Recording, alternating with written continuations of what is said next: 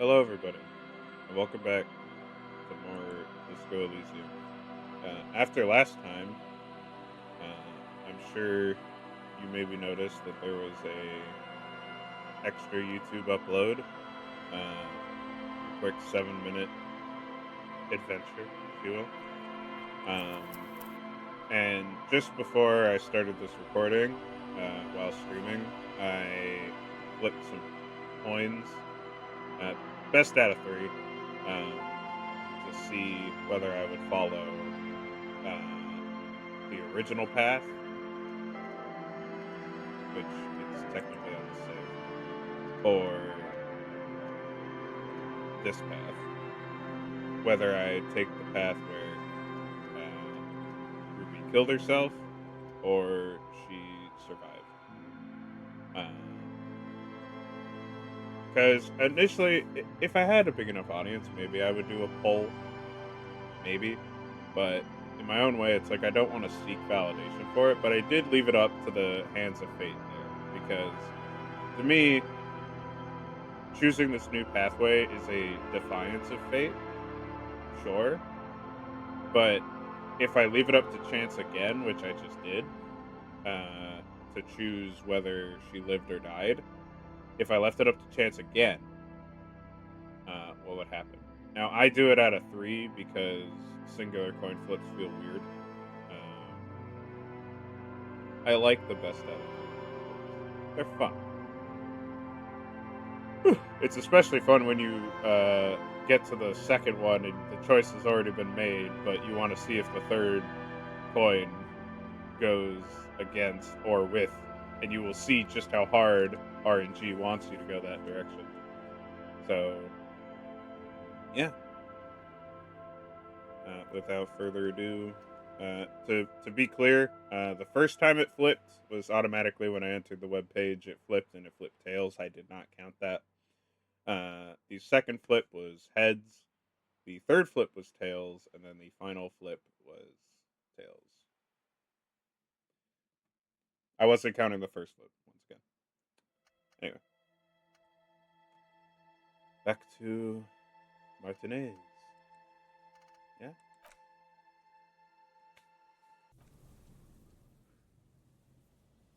already 2.5 minutes in, and I'm not even started really.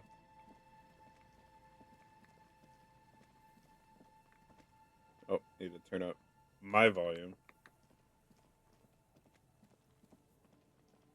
I keep the game volume relatively low, but that means I have to turn it up for myself,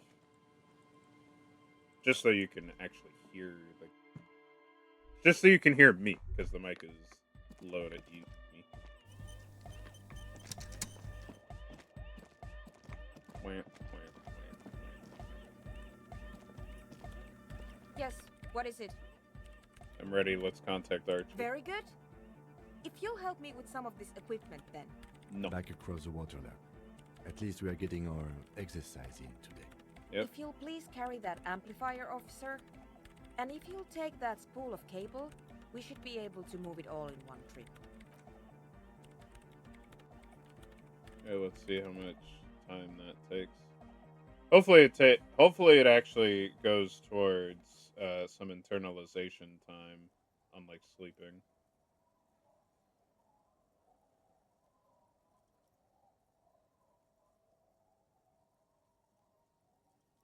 That's dangerous. Just some open wire.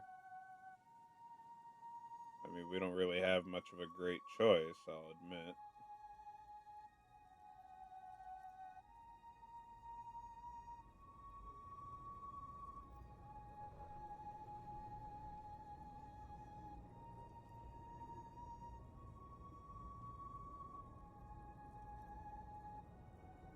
That's super dangerous.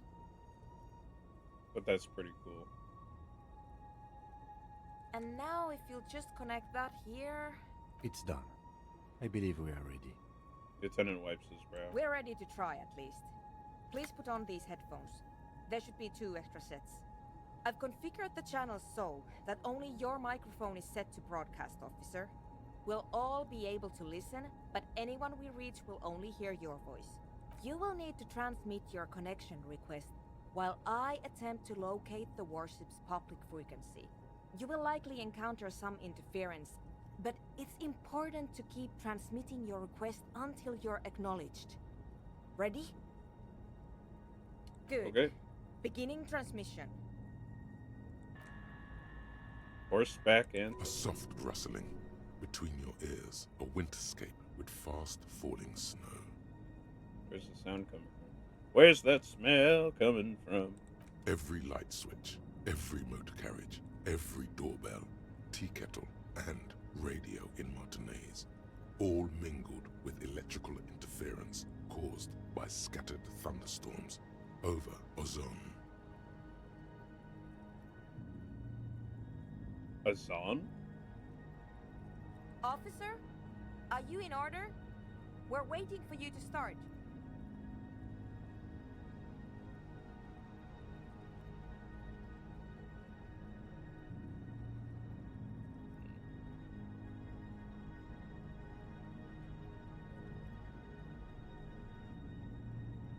Coalition Warship Archer. This is RCM Officer Tequila Sunset. Please acknowledge. Is there anybody there? The lieutenant looks up at you with a nervous glance. Nervous for who, though? You cannot say. Try again, officer. Coalition Warship Archer. This is Tequila Sunset. Please acknowledge. Nein, Liebling. Unseren Jungen nach Redepost. Einen dieser Dinger. Hello, Archer. Do you acknowledge?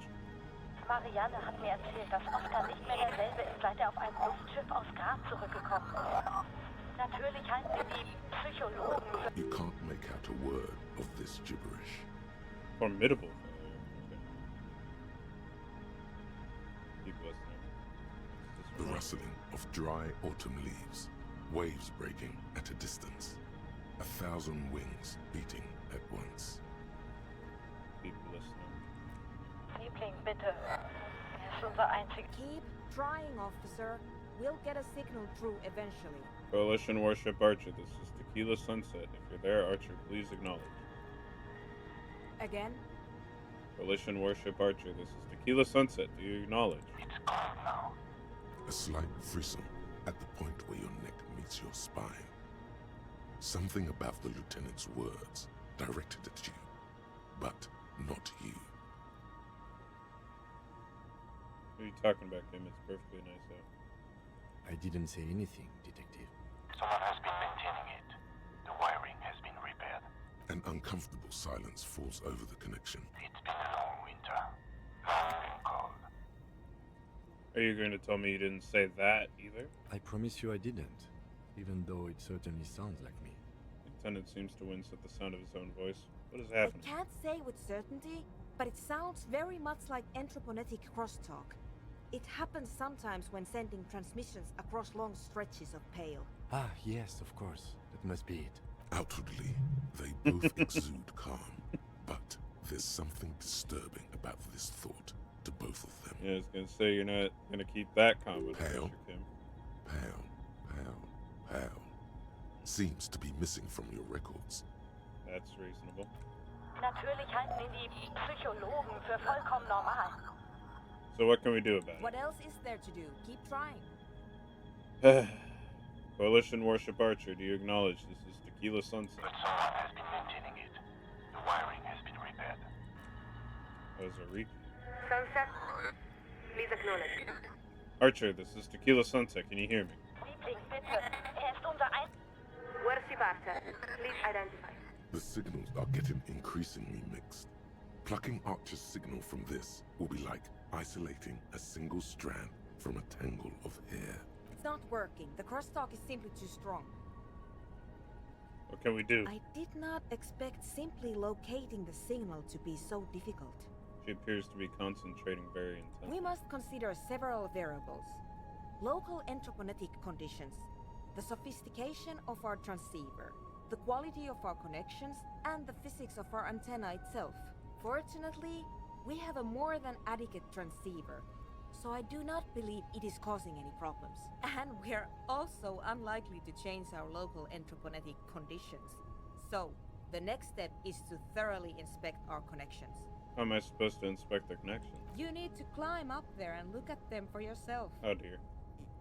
She stares at you as though it were obvious. Her hand gestures to the colorful cables dangling from the horse's forehooves. But you don't have the technical expertise. That's the first thing that succeeded in this whole line of checks. I actually want to know, when are these, like, background dialogue checks, when are they rolled? Because it seems almost to me like they're rolled when the game is started. Because no amount of loading saves actually changes the outcome of these, like, background checks. The only thing that might change the background checks is whether or not you have clothes on that could bridge the gap between a failure and a success. Like if I had, say, 2 composure. Oh wait, that was a success. Frick. It wasn't going to be encyclopedia. But there was someone earlier that was, like, pretty close. But I'm not reloading a save off of a background check being failed. Someone has been maintaining it. No problem at all. You've already teleported up way greater heights. That's so fair. Especially since I succeeded earlier, it was made easier. Something about this setup seems dimly familiar, but you'll be damned if you know what you're supposed to do about it. No problem. I've already mastered the art of teleportation. You actually haven't, but you have proven that you are a relatively capable climber. Okay, let's do this. Climb the monument.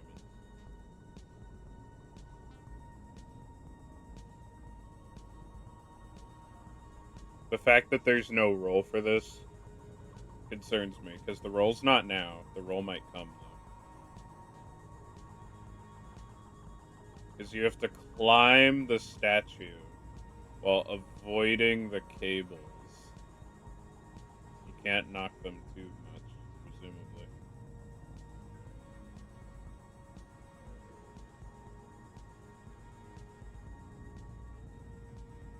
Your gloves give you a solid grip on the metal bar.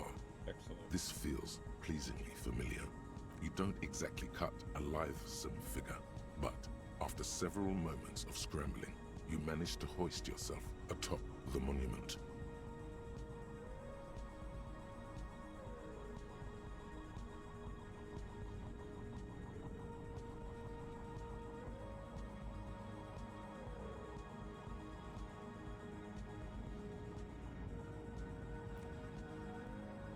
Alright.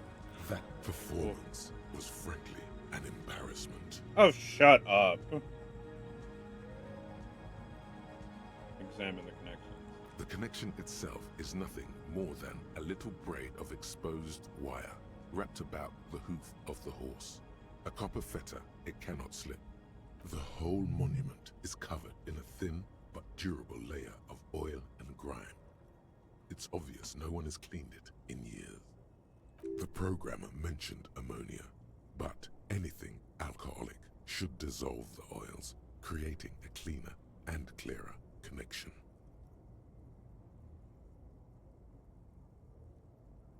No. Well, do you see anything? I don't have the alcohol on me anymore. I sold it for $6 for a profit of $3. I don't have the alcohol on me anymore. You're telling me this as I get up here? Okay.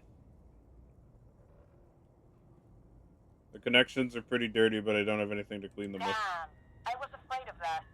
And I didn't bring any solvents with me. How foolish. Short of changing the shape of the antenna, I'm not sure what else we can do from here. And the lorries are all jammed together, so that's unlikely to happen. How do we change the shape of the antenna? What do you mean? You adjust the antenna manually. With your hand. What would changing the shape of the antenna do? I know what it does, but... Ideally, narrow the receiving mode so that we can isolate the warship signal and eliminate the crosstalk. But if you don't know what you're doing, of course you could just make it worse. afraid we're out of alternatives. You're just going to have to go for it. She's right. The responsibility is yours, and yours alone. There's no turning back now. Look at Philippe III. You are face to face with Philip III. The Bronze King looks toward the west. Something about his features seems bizarrely distorted. Not intentionally. It's a matter of perspective. The king was never meant to be seen from such an angle as you've attained. Look at the horse. This faithful steed is in nearly as poor a condition as its rider. Look up. The sky is opaque with dark clouds.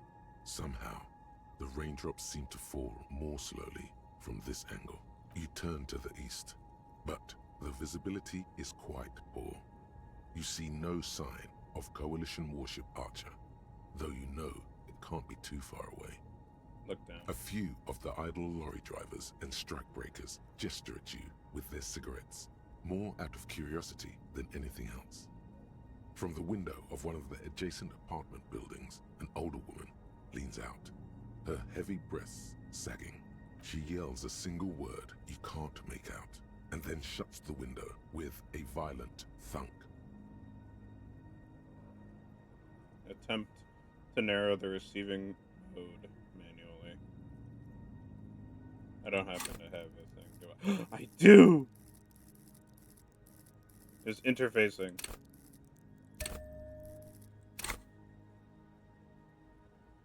We'll go for it. How much? By how much? I need to know. By how much? I need to know. Did my point matter? It made me feel better.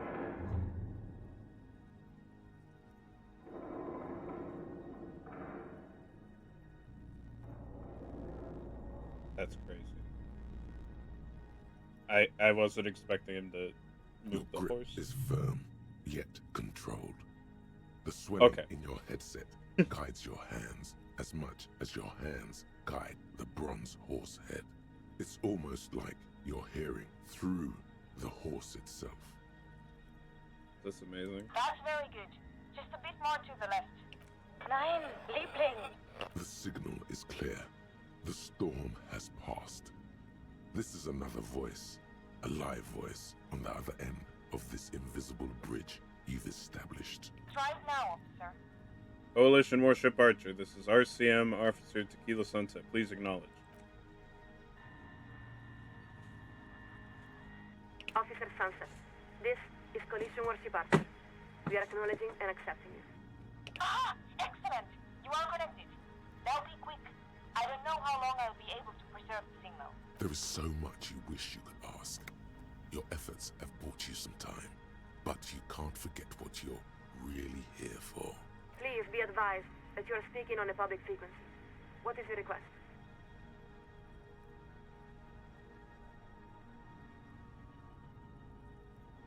Listen, I really need to reach the Committee of Responsibility.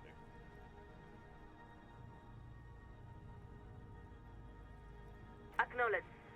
To reach the committee, all you need to do is fill out the appropriate request form and submit it to the Liaison for Public Affairs. If the liaison accepts your request, you will be invited to address the committee at their next quarterly public hearing. We believe the next hearing is scheduled for July. What if I need to reach the committee a bit sooner? Not a problem. If this is a time-sensitive matter, you may file an emergency address request with the Liaison for Public Affairs. They typically respond within a few weeks. Clean and sober. Not boring, normal. Actually, I was hoping you could patch me through to the committee directly. We're afraid that is quite impossible, Officer Sunset.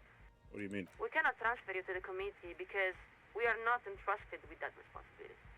We are simply the second signaler. Listen, I'm begging you, please, just let me through. Archer, are you there? We are here, officer. Though we have to say, this is all quite out of sequence. This line of argument is quite pointless. You should abandon it. Well, that's all I have. This is a failure for sure. What part of need to reach the committee doesn't she understand? Time to lay it all out. You aren't listening. I've got an urgent personal matter to discuss with the committee. We will hear your request, Officer Sansa. Although we must inform you that the committee does not typically intervene in personal matters. That's only because they haven't heard about your problems yet. The thing is, I can't remember anything. So, you're experiencing acute memory loss. We don't see how this is the committee's business. Good God, here we go.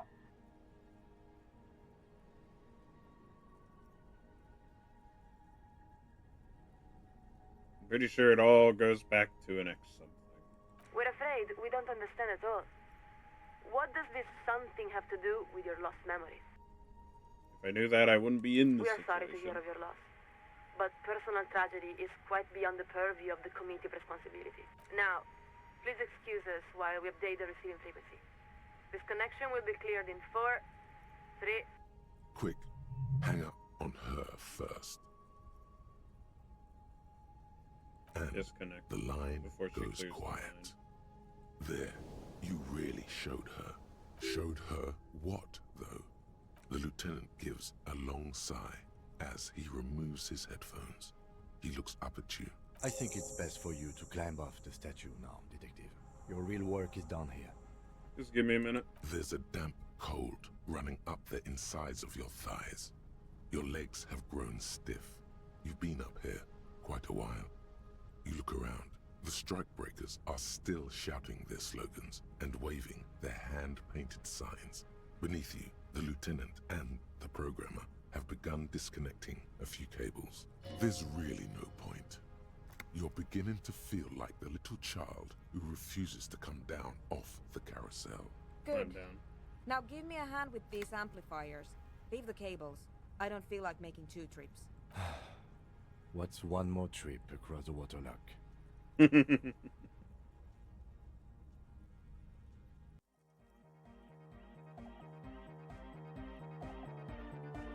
Well, this was an interesting collaboration.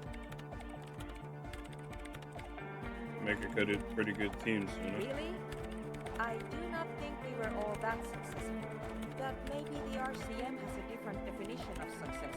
In any event, just leave that equipment here. I'll put it away later. If you'd like, you could take one of the extra headsets. I don't need so many spares. Now, you'll excuse me. I have to get back to my own work.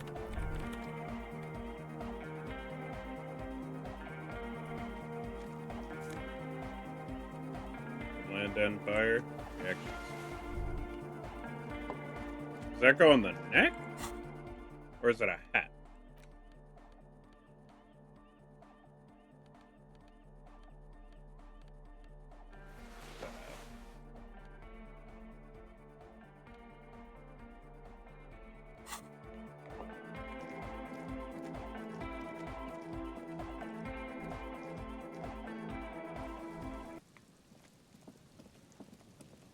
That's alright then.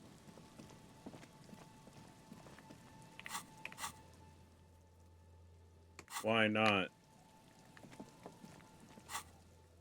Why not?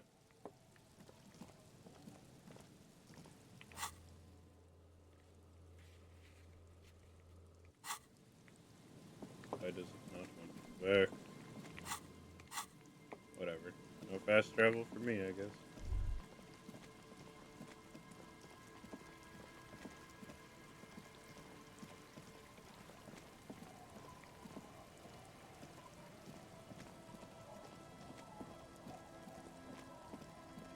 We could talk to the washroom. Our tenant, the policeman. I hope the waves don't keep you up at night. What can I help you with?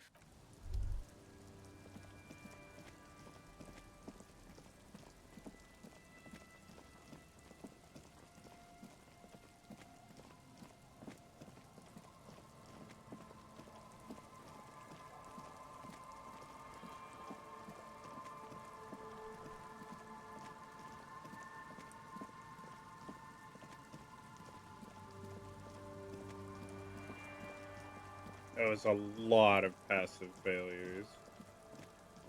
It's a damn shame. So why is it Stop. closed? just up ahead. What you have isn't enough. You'll need more firepower. A ranged weapon. Water streams down your Kavulzum KR2 multi-tool. It looks impressive, but what can it do against military-grade weaponry? Not sure I feel ready for what lies ahead. Then you'd better get ready. Whatever happens, I've got your back.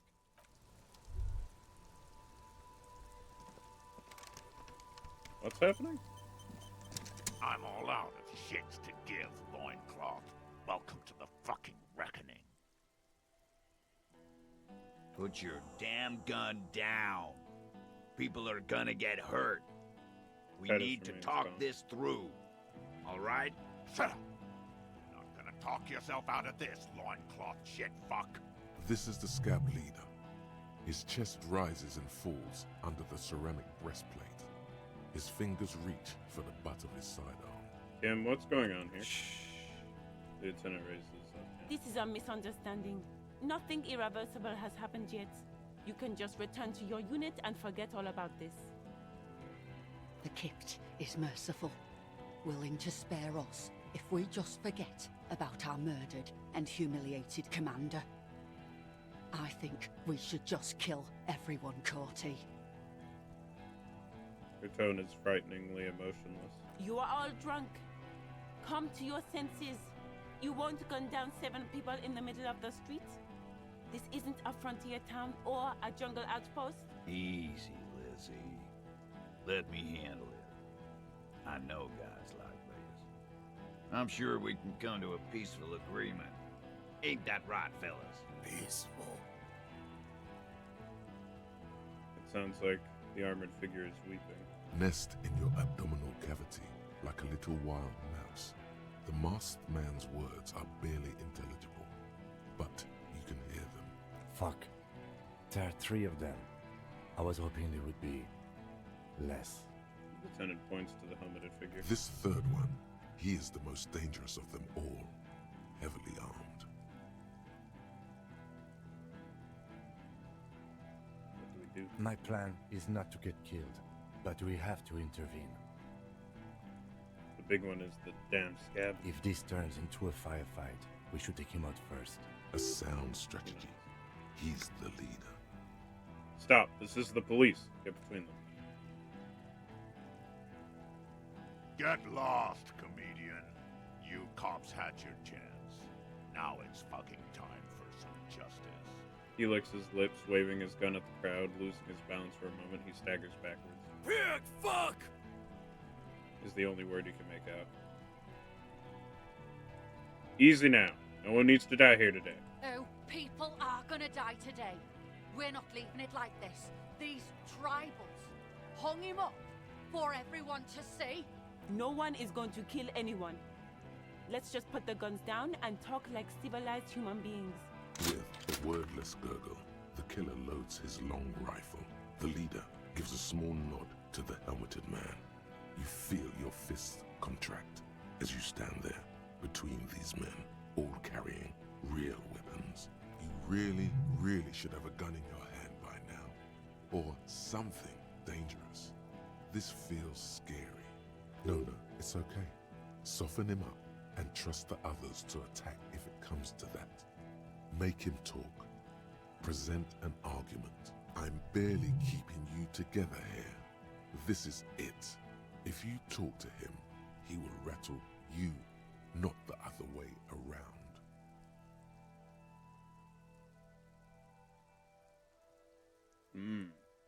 Thinking of an argument. Know about Downwell. All right, here we go. This is an illegal tribunal. Krenner would never sanction this. Who's the commanding officer? Take your pick. You only have time for one argument. Choose wisely.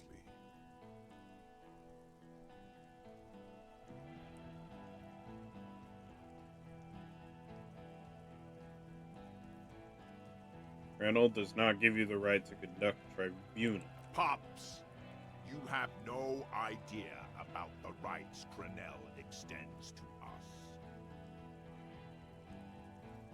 I don't care. It's not okay to kill civilians and local law enforcement officers. If I fuck and kill you, hang you to that streetlight by your shit pipes, then that's called a necessary display of force. No one's going to give a shit about dead loincloths. He snorts. That's reality. Okay, it's not much, but he's thinking about something else, and his hand is off the gun. This did something. Easy now. Tell them these men didn't do it. There's a peaceful way out. Listen, they didn't do it. Yeah? Who did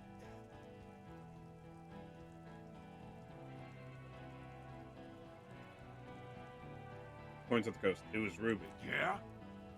The fuck is Ruby? He puts his hand on A the gun. suspect.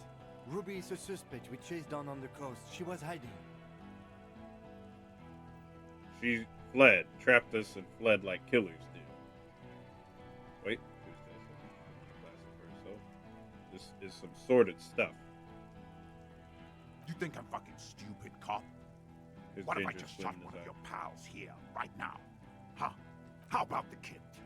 Go ahead. Tell me that confusing shit one more time. Listen, please. This cop and this drumhead court marshal won't decide who. Think. Why doesn't he believe me? The Hardy Boys confessed to hanging him, all together.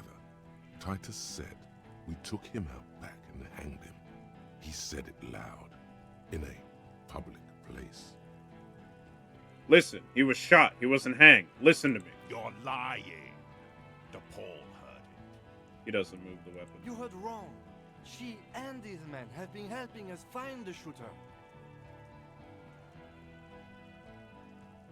The hanging was only a cover-up. Listen. Fucking liars. He pulls the trigger. A plume of smoke erupts from the muzzle of his The gun. shot rings in your ears, a low, tinny ring. Then the Hardy Boys yell something. The young woman stands and looks behind her. The shot has flown over her head, crashing a small pane of the glass window behind her. I missed. This man looks at his revolver and smiles. I know what I heard, Corty. They said they killed him. They said it was a good way to end a Sunday night. That doesn't sound good.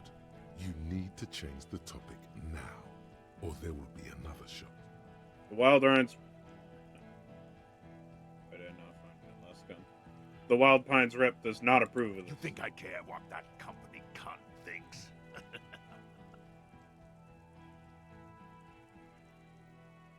Okay, what if I just call her right now, huh? Raise your voice. She's gone, you stupid fuck. Sailed to off sea. 5 minutes ago. She doesn't give a shit about you, Silos. You're alone. Stay cool! Don't do anything stupid! Titus shouts to his men in the background. Company bitch is gone. Laylee's gone. Fuck are we still doing in this shithole? He looks around tired suddenly. Sad even. Guys, The little guy I'm breaks just getting formation. away. I don't even have a gun. Hold your ground. Any more of you run, I'll shoot you myself. We're doing this together. You're all drunk. Look at Yes. yourself. So what? Your judgment is impaired. You'll regret Nah. this. I'm clear as day. Fucking government-ordained super soldier. Enough already! What is this? We didn't come here to fucking chat! Interrupt me again and I will execute you on the spot, Lance Corporal. This outburst is accompanied by the yellowish saliva around his mouth. Talk about hanged man. Of Fuck. course, nothing bad will happen. Talk about his dead friend. He seems stable enough to take it.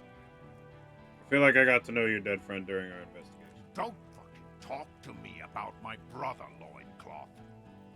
He squeezes the words out from behind clamped lips, his hand on his pistol. Okay, yes. Immediate failure.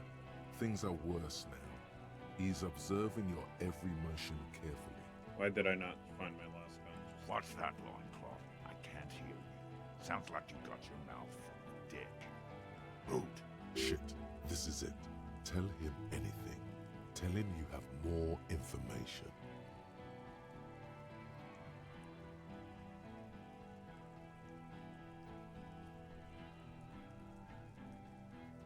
Kill me and you never find out who killed your brother. I've been withholding information. Root. Kill him.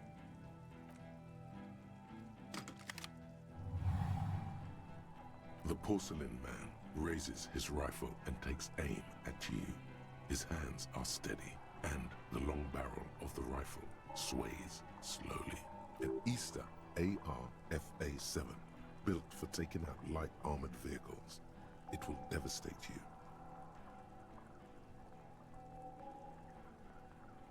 Yeah. The shot rings and you stop. Something violently tugs at your shoulder, pushing you backwards with incredible force.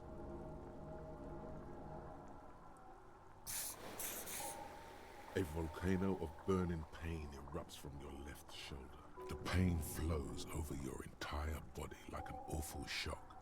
A grim knowing rises from within. Half of your body must be gone. God, please. Lieutenant says quietly without trembling. He aims. He's aiming for the eye slot in Rude's helmet. An extremely difficult shot. Then, 2 shots ring and you hear a scream. But you're too hurt to see who got hit. The blood. Kim got hit.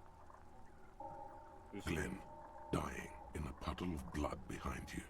His mangled torso has 2 gunshot wounds. Blood gushes out of them like red geysers. Oh God, watch out. You see 2 cold eyes looking at you through all the smoke and panic, and a pistol raised, aiming at your chest, point blank. Then the man squeezes the trigger. Look him in the eye. A look of happiness. His eyes seem unnaturally bright, shining like stars. Something in the fear must distort him somehow. He is evil, and the end. Here it comes. Death. Gotta try.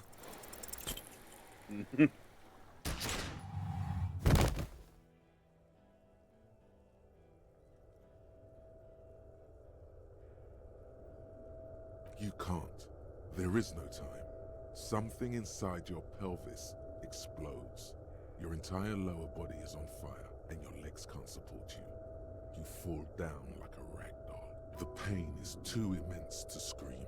It pushes the air out of your lungs. Everything goes dark.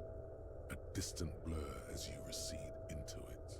Listen through the darkness and the pain. The Hardy Boys are yelling. Someone is running, jumping over you. In the background you hear gunfire shatter glass, and then a man in pain. A familiar sound. It's Titus with a splat like meat. You hear bullets rip into him. His voice, still giving orders, grows fainter. A gurgle. He's not gonna make it. Touch your lower body. Feels slick and warm with blood. The pain is too strong to know what has happened there. Even clutching to your consciousness takes everything you got. What parts of me are missing? Most of what's down there. I don't care. Fuck. You can also feel the bone where the bullet went in. Something very sharp, like broken teeth under your fingers. Try to open your eyes. What do I see? Nothing. A persisting darkness. Dancing lights of pain. Distant shadows cast by them. Like a hellish play. You're bleeding out. Out of it, a silhouette appears, crouching over you. You hear a familiar voice filled with urgency and fear.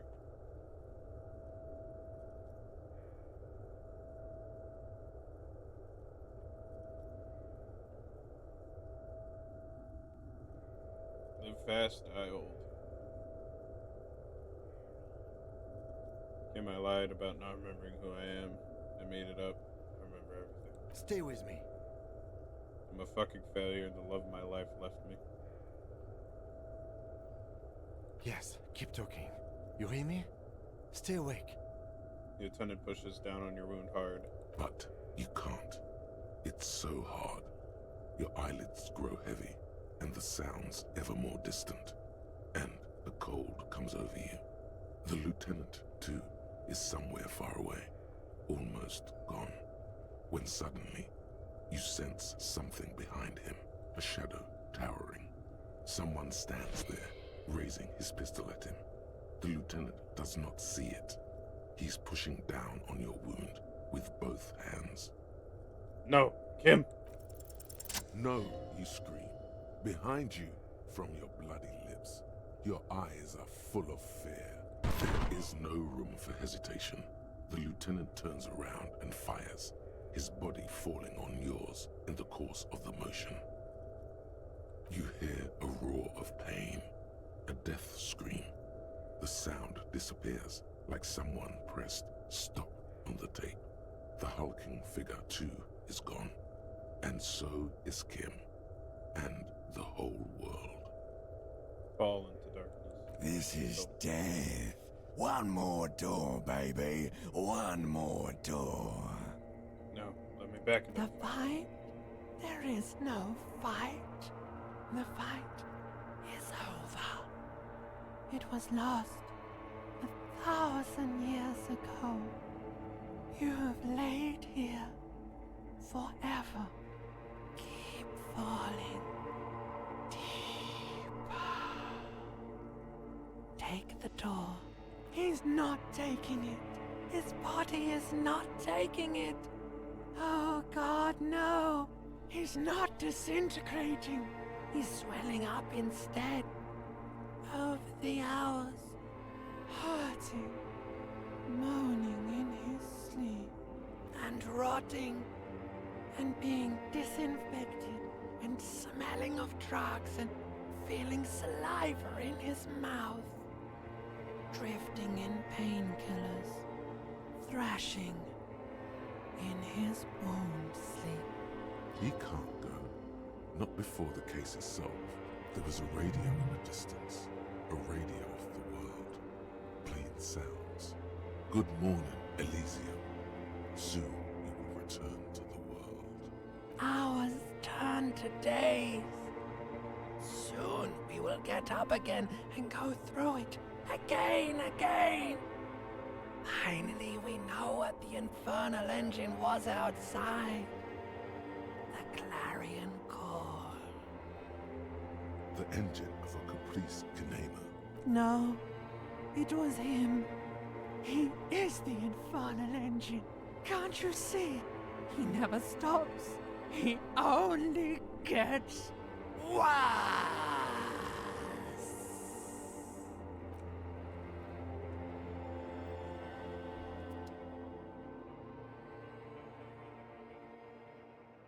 You see the lieutenant's familiar shape in the orange jacket.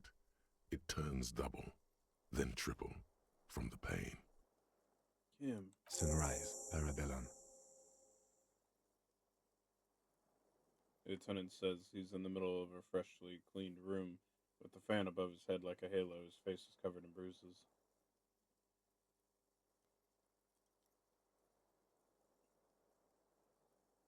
What happened? What happened? We tried to take the diplomatic route and hoped they wouldn't attack first. They did. The major gave the command. What happened then? As retaliation, the rifleman shot you. He hit with his carabine. I was looking for a clear line of sight. When I found it, He sounds a tiny bit sorry he did not find it before you got hit. I shot and wounded him, while Glenn took a bullet in the spine. It was meant for me. He did not survive. There's a pause. Titus, Fat Angus, and Theo charged. Angus and Theo died before they made it to intensive care. Titus died in the hospital yesterday. Alain and the young musician, I forget his name, they are all that's left. Titus is dead? Yes. You were bleeding out.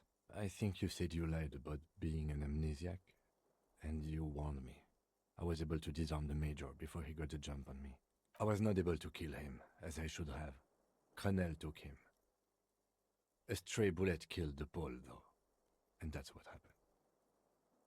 The lieutenant takes a cigarette from his coat pocket and lights it. A bitter smell fills the room.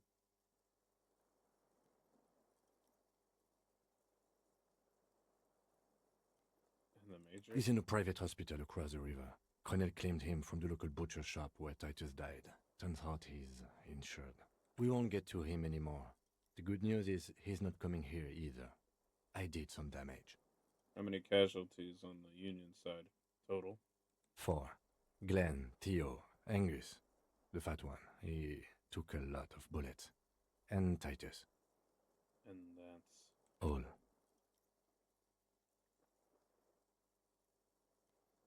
I don't see how it could have gone any better. An absolute Yes, disaster. officer. 7 people are dead. It's not a success. But what's done is done. The violence is cordoned off. The mercenary tribunal is neutralized. The worst scenario has not materialized. And we are still alive. Both of us. He did not expect you both to survive once you stepped between those two armies. His smoking, his hunched back. You have it worse, but he took a real beating. That cigarette has medicinal purposes. Ouch. It's not ouch time yet. You just got the Dramamine pill an hour ago. Wait until it wears off. Dramamine? Then it's not that bad. Neither surgical nor organ damage bad, but still, the windows counter bad. The room, it's clean. Mr. Gart cleaned it. It took him an entire day. How long have I been out? 2 days, in and out. You've been up enough to take Dramamine and curse. And drink water. Oh, it jumped all the way to day 6. What'd you say? Sunrise? Sunrise parabellum. Sunrise, prepare for war. It's an old revolutionary saying. Is it war today? The gates of the harbor are boarded up. The streets are a little more empty. Apocalyptic violence is yet to erupt, I am relieved to say. He looks out the window. I think we may have held it off, for now. Barely. Good. Yes, we have also completely failed. But that's okay. The piss jacket, Kim, you took it off? Yes. The joke wasn't funny anymore. I took it off. The close proximity of death must have made the lieutenant contemplate his life choices. He's done with the jacket. How bad am I hurt? Pretty bad, officer. You've suffered 2 wounds. The first is below your shoulder. The bullet passed through your shoulder blade, luckily missing your lung and heart. The second shot hit you in the thigh, the left quadriceps. No major arteries were nicked, but the bullet had to be removed. Bacterial infection was treated with mercurochrome. Can I walk? We will see. You won't be able to dance much, that's for sure. You should be able to live with limping around, though. Are you hurt? Not very. I have a concussion from the major beating me with the butt of his gun. I tried to not move too much. Things would be worse if you didn't warn me. Thank you. I did not see him coming. Stupid of me. Has anyone from my station been to see me? No. Good. I don't need them. I called your station after the fight. The injury was logged in. They told me they've sent officers to join you on the site. Oh, you haven't seen any of them, have you? I'm sure they're worried about you. That means he hasn't seen them around while you were out. They're not really worried about you. If they were, wouldn't they be here? Or not agitate yourself further, it already hurts. Sorry. If not my station, then who I treated did. me? Thank you. No need. Okay, get up.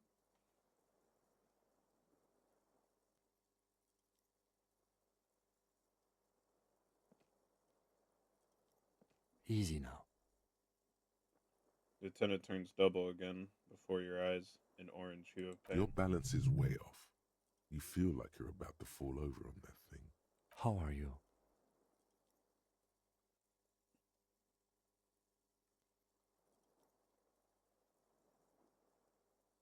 My disco days are done. Your disco days should have been done quite a while back, Lieutenant Freighter.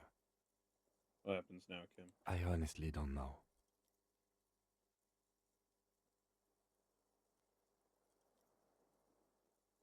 Good, because I totally do. Do you? Because we can't talk to Everard. The harbor's in lockdown. Everyone in there is outside our grasp now. Joyce has left too. We never got to know what she would have told us. The Wild Pines representative? Yes, Joyce Messier. On the boat, you know? She could have helped us. It's clear the mercenaries were working for Wild Pines. At least partially.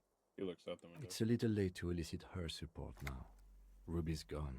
And Glacier, well, at least she's safely locked away. You think she could be of more use to us? Locked up? No, she would be of more use to us free, honestly. But it was the right thing to do. So who did it, Kim? Who killed the hangman? I don't know. I think the dangerous theory you presented on Glacier, or whatever her name is, was wrong. We have not found a motive or a weapon for her. Honestly, I think our investigation has not produced a single credible suspect.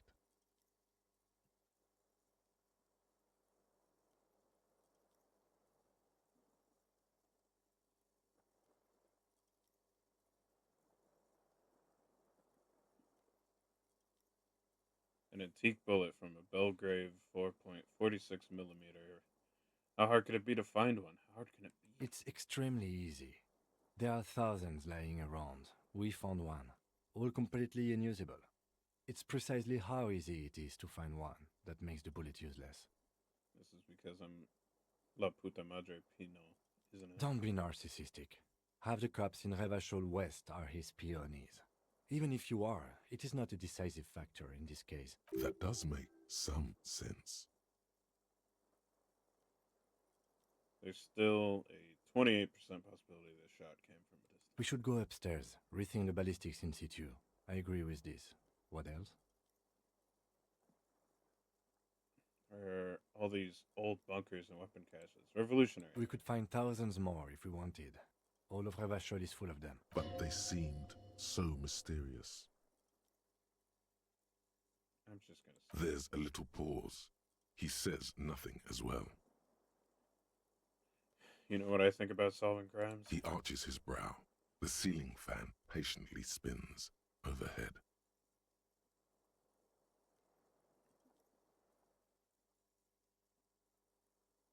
Solving crimes is almost impossible. It's hard. It really is very hard. That concussion must be making him dizzy. You're not ready to give up, are you? No. Are you ready to limp? I'm ready. Good. Where do you want to limp to? The lieutenant did mention doing more ballistics. Also, it's just close enough to endure the walk. We should check Miss. Yep. Why not? His room upstairs. He extinguishes the cigarette on the sole of his boot. Another look at the window, perhaps? The one he was shot through. I don't know. I can't think of anything better.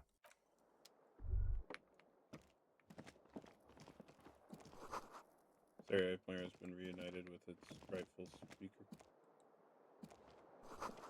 Newly replaced glass shining in the morning light. Your traffic outside. Back in the world again. You see gleaming enamel, no bottles inside. Look, the door's open. You can walk right into Kim's room. The bathroom mirror has been wiped.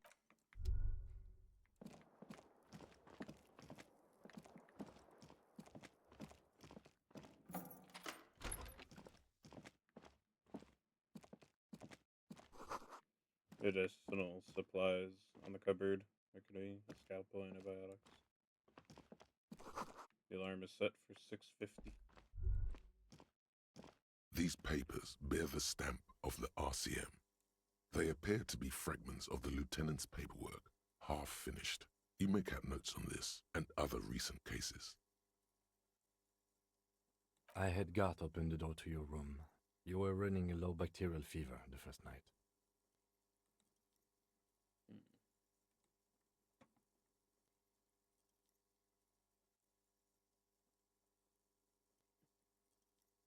Thought I was dead for a moment. Back there on the plaza? I think you very nearly had a heart attack. Alcoholism has damaged you more than bullets have. We should go. Oh, that's awkward.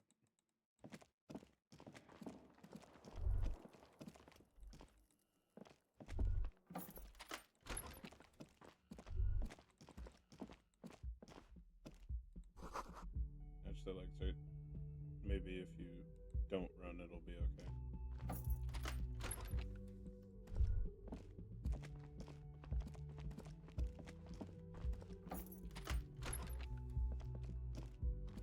The cabinet is cleaned out, probably Gart's work.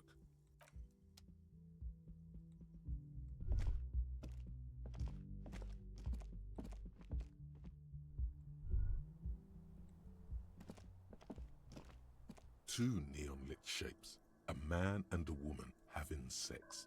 A ray of backward motion What's the point exploded. of origin, It's not damn the it? roof. And you would have found it had it been on the coast, in either B prime or B double prime, which leaves the island in the bay. I think the shot might have come from the inlet. It's not impossible. There is a narrow opening between the commercial area and the collapsed tenement north of it. This is also the only point of origin we haven't ruled out. So it is. For a second he seems tired. Maybe we need to go to the island. Lieutenant sighs, looking into the cold distance across the water. The lead is flimsy. You might as well go around Martinez, looking under every rock and talking to every person. But what else is there? I'm going to the island. Are you in? Of course, of course. I mean... He takes a second to gather himself, then says, How do we get there? Joyce Messier had a sloop, but she's gone. Lene, the net picker, she's tarring her boat. Ah, yes, of course. The village. Let's go.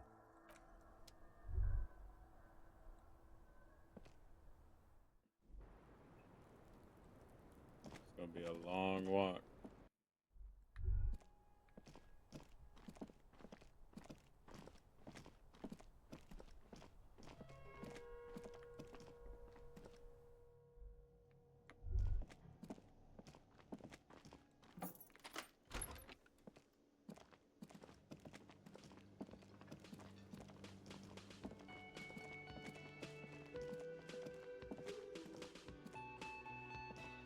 Oh, you're up. It's good to see you back on your feet. Did you like your room? I cleaned it for you. I did. Thank you. Big improvement. You're welcome. I thought it would be nice for you to wake up in a clean place after you, let's be fair, defended this establishment and its clientele from gunfire.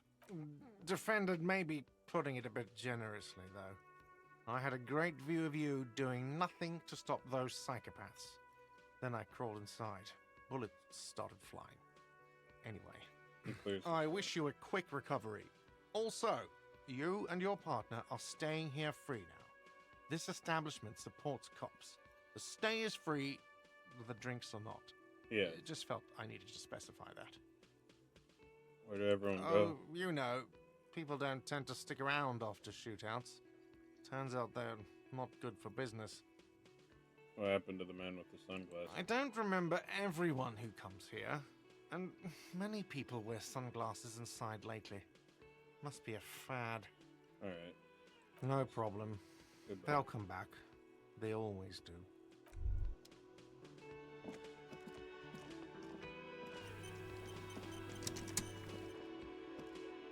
Hi again, gendarme. Who knows? Bye-bye, gendarme. Oh, he's just here.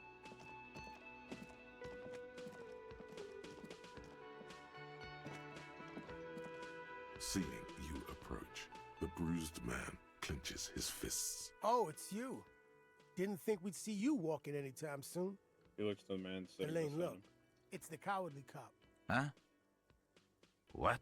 He looks up, his eyes full of confusion, as if he'd just woken up from a deep sleep. Our condolences for your losses. Is he okay? Point to him. Does he look like he's okay? He does not. His unshaven face is almost grey, and he reeks of piss, sweat, and booze. How badly was he hurt? He wasn't. That's the thing. Titus, Theo, Dennis, Angie, Elizabeth, they're all gone. But he got away without a scratch. There's nothing left. Nothing. He has lost the will to live.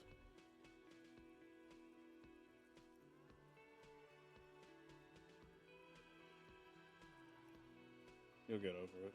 The eyes looking back at you from the narrow face are those of a dead man. He's not gonna get over it. Take care. Yeah, you too. It's a rough world out there. It's not easy being a cop. We were too hard on you. Both of you. We shouldn't have fucked with you like we did. You got between us and a lot of bullets in that fight. Martinez owes you one. That's kind of you to say. Take care of your friend, okay? I will. You take care of yours. You know. A sharp pain shoots up your side and into your stomach. You must not look too good. Luckily, it passes.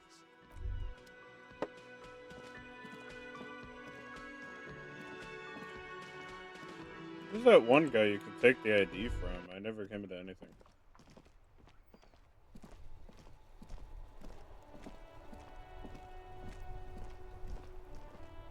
The graffito has been painted over the traces of the fight that took place here.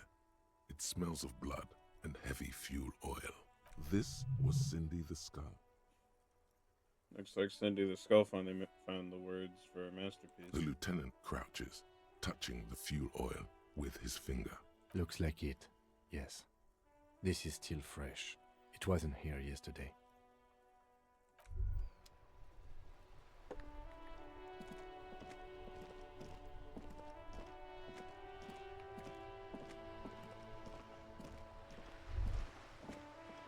Oh shit. He's there. Where's Renee? He go back to his post?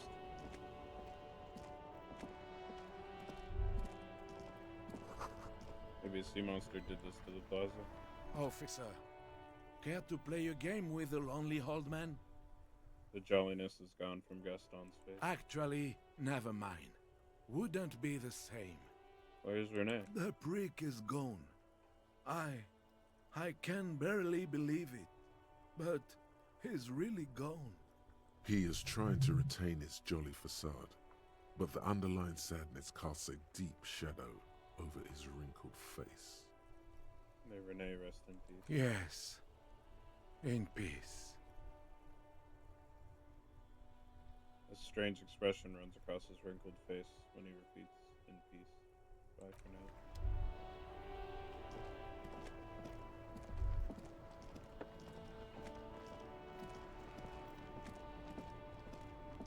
Despite everything.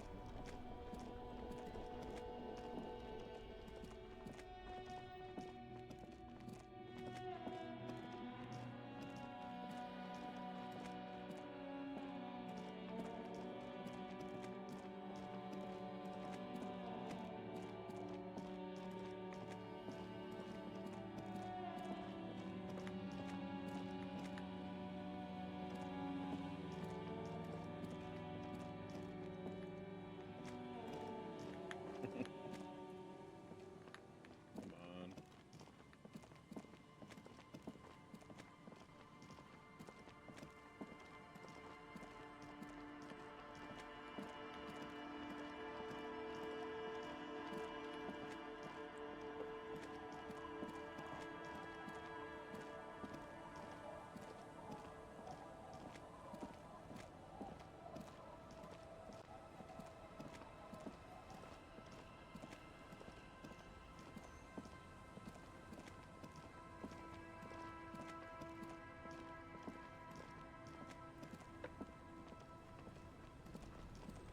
Officer, what happened?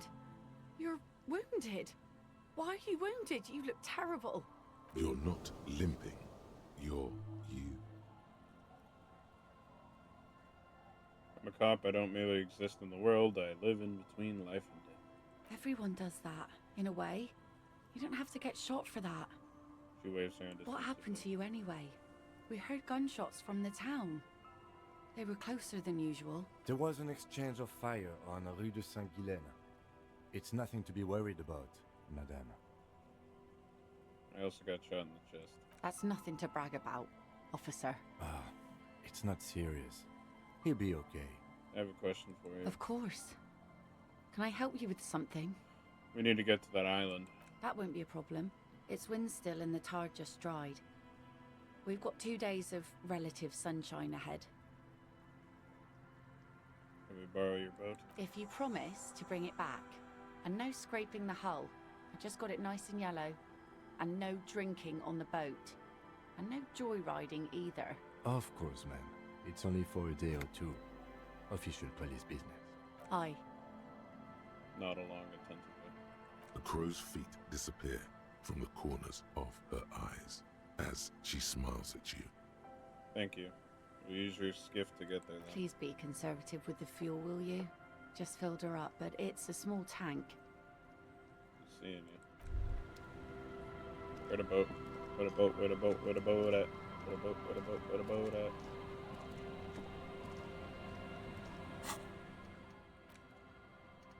still 7 hours left to go on that.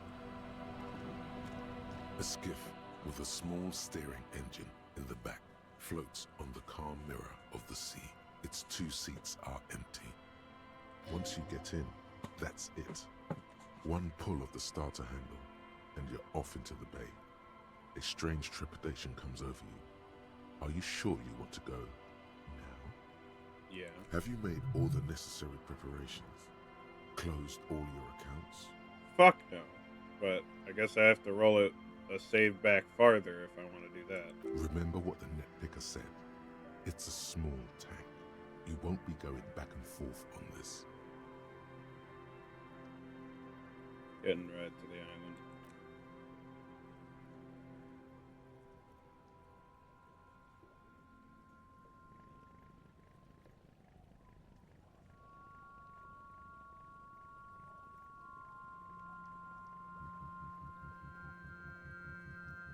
Want to be free. Want to be free.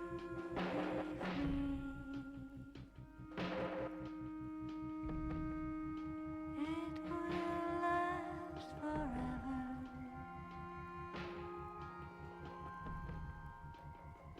Eternally.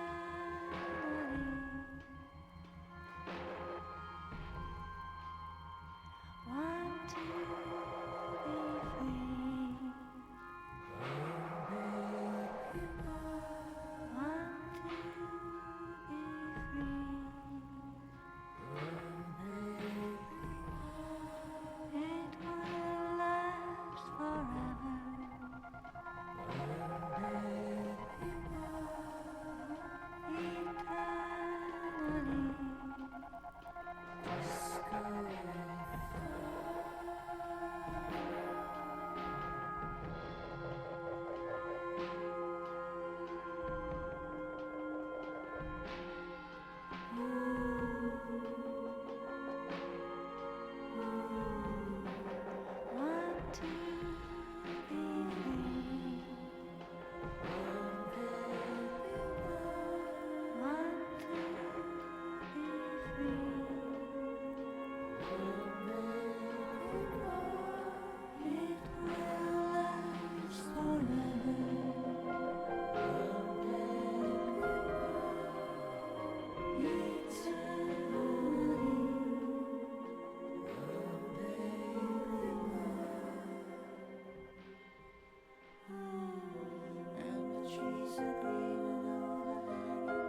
be free.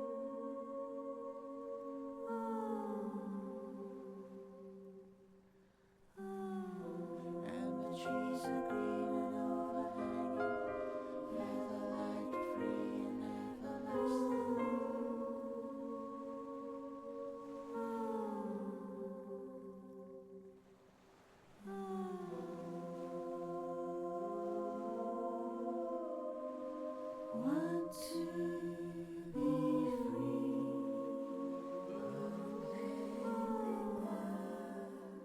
be free.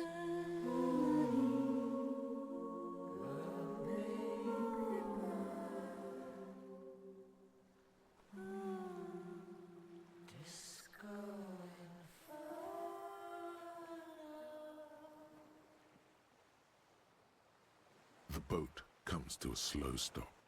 The lieutenant turns the engine off. Then there's silence. In the silence, a sputter of wings. A flock of quails takes off in the distance. Let's go.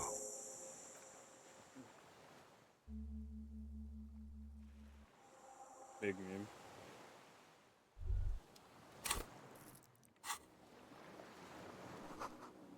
Makeshift bridge. The bombs were powerful enough to break the foundation.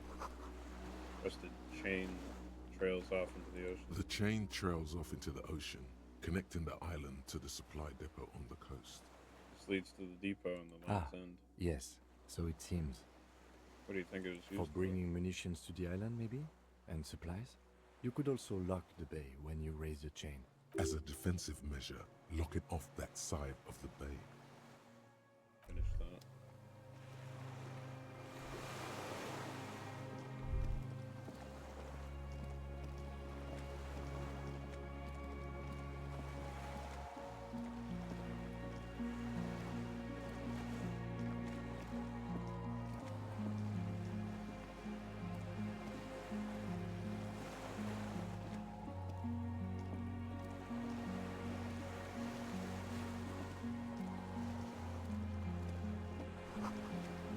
Some fuel is leaked out of the barrel. Black, viscous. There's lingering trace of mazout in there. Tension. Inflammable. Heat.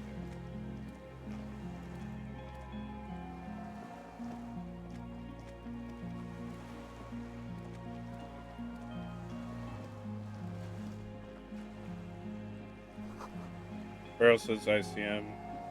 You see a star with little specks on it.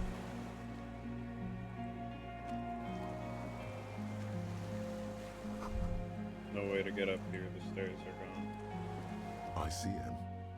This feels familiar somehow. What's the ICM? Insulindian Citizens Militia. It's the official name of the Communals Army. The black and white army of the revolution. Sounds an awful lot like ICM. Like Official Citizens Militia. It does. The Why? RCM may descend from the ICM.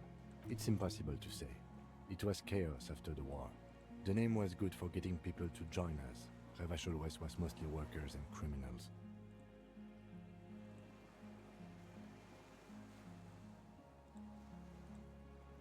nice political thoughts rush through your neocortex. It's going to be hard to say them. Carrying around all that weight on a busted crutch is making you pant.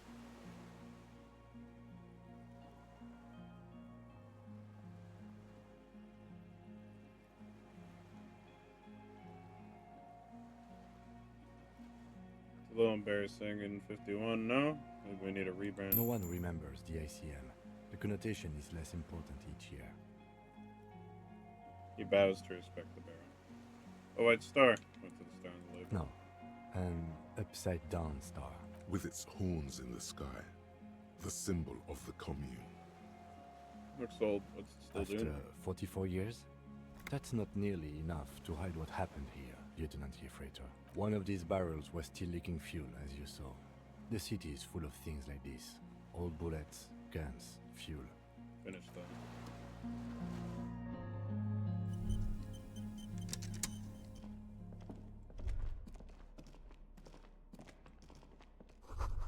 This was once an armament run.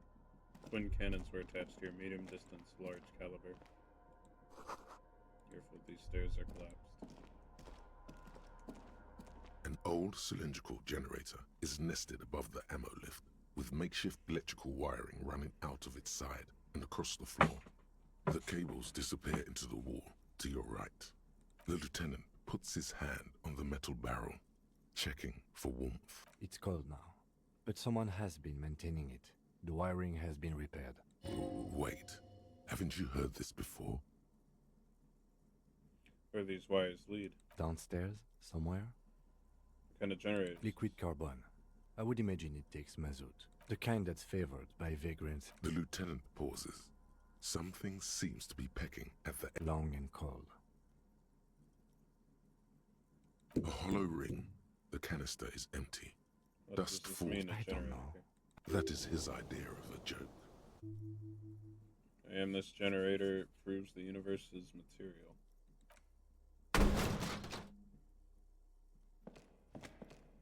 A small agony. Minuscule bones may have fractured, but it proves the point. Ouch. Grab your He Dusto. nods approvingly. He even smiles. Say The no. wind outside picks up suddenly. Bent metal. Broken glass. Your path lies strewn with the You are the destroyer. The bane of inanimate matter. No, I'm just a disempowered individual trying to take my disempowerment out on it. Everyday objects. Look, there's a discarded milk carton on the floor. Why don't you destroy that, too? No, I actually feel sorry for the things I've destroyed. I'm sorry. You're right. That's definitely not the behavior of a destroyer at all. That's just severe anger management problems. In disregard for property rights.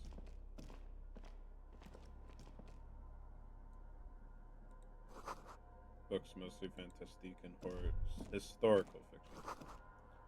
Dishes stained with sauce and fire, survivor's kitchen.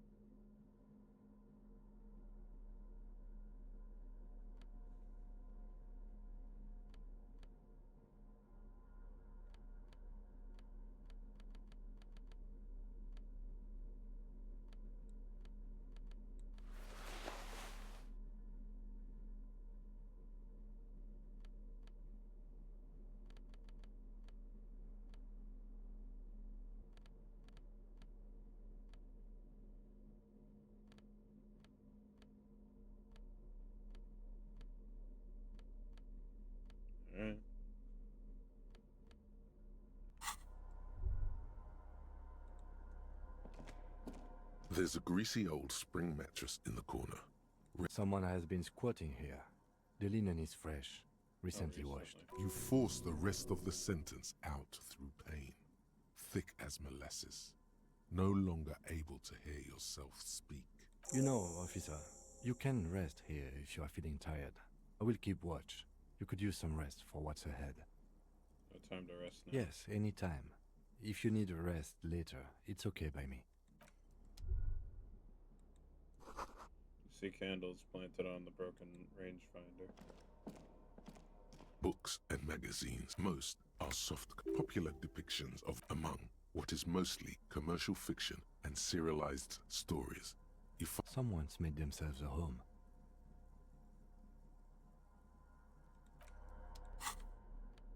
Okay. Randomly out of nowhere, conceptualization.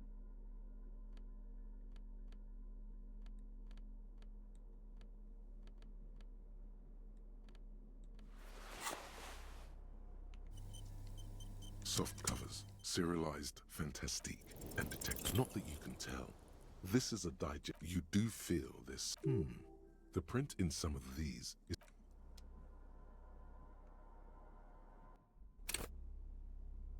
soft covers, serialized, fantastic. Oh yes, under the bed, there is a rather extensive collection of critical theory. That is, dour, life non-affirming left-wing literature, published by small imprints such as Abattoir Firm and Ouzia. It's not exactly like reading. Hey Kim, a book. Ouzia. Humanitarian sciences. Your incendiary remark has failed to... Wasn't there some in the communist student's room? A student in the apartment building seemed to have the sum as well. Well, yes. That one student did. The little books seem inconsequential. Again, I am not... Interesting.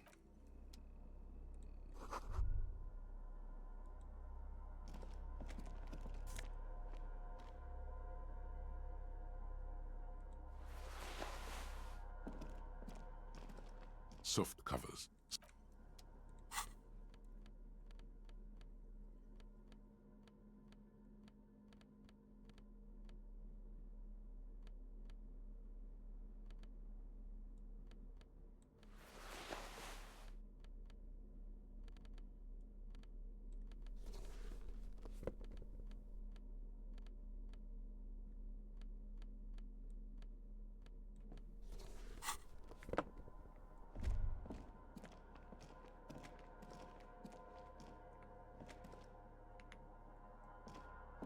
Mazov really does look like him.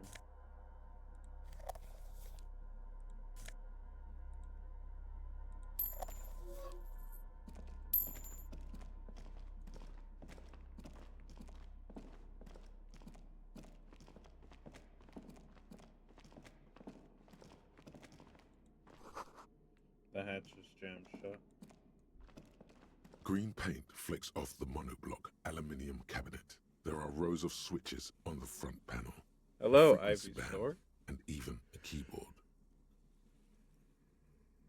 Run your fingers across the keyboard. The keys rattle like teeth. This keyboard hasn't been functional in decades. What is this, then? The console of an anti-computation device. The generator upstairs, with wires coming out. They terminate here. What does the console do? Urgence, ouvert, allumé, radiodiffusé. Sounds like this device was used to control the electronics here. Maybe it still does. This device was used to control the electronics in the room. It could open doors, control lights, function as a radio computer. Slide radio dial. The dial slides under the glass. Silently, you make out defunct stations on the UKV frequency. The words, Feld Insula, are written on the band. Insular. This is an off-air radio computer, I believe, used for military communication. It's an air-gapped system, an off-air military model. Its circuits are nearly impossible. We need to restore power before using this, officer. The generator, it didn't look like there was fuel in it. We should look around outside. The boat engine. I think that we could go back to mainland to get some. Or we could get some from the boat engine. But officer, then we would have to swim back to the mainland. Let's just look around, okay? The consul stands by, mutely.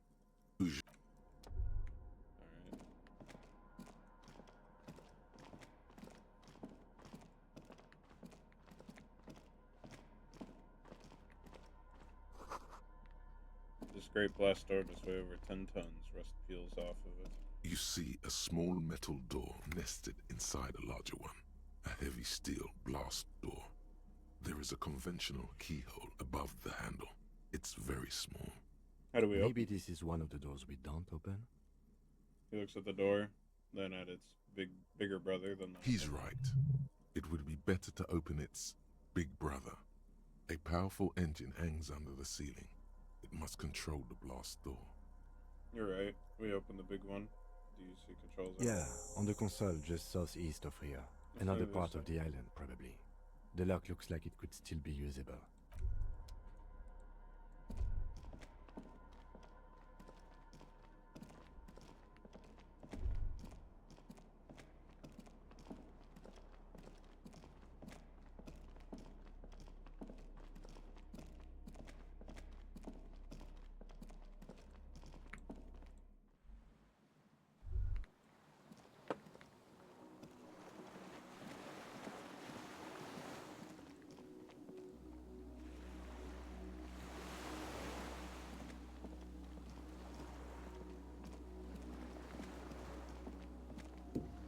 Barrels run empty. There's almost nothing inside.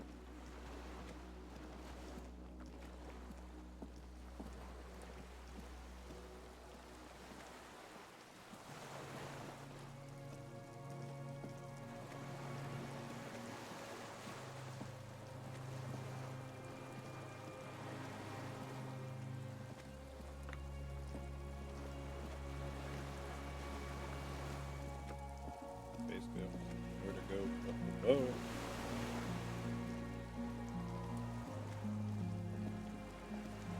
The skiff is swaying on the way.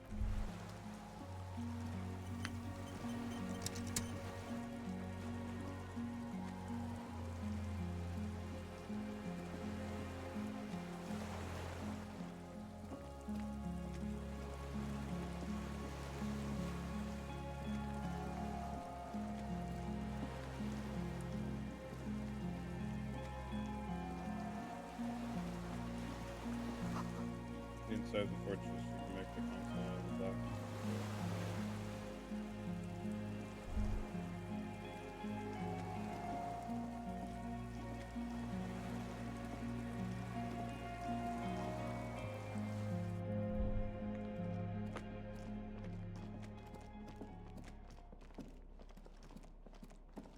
The greasy old. The offer still stands.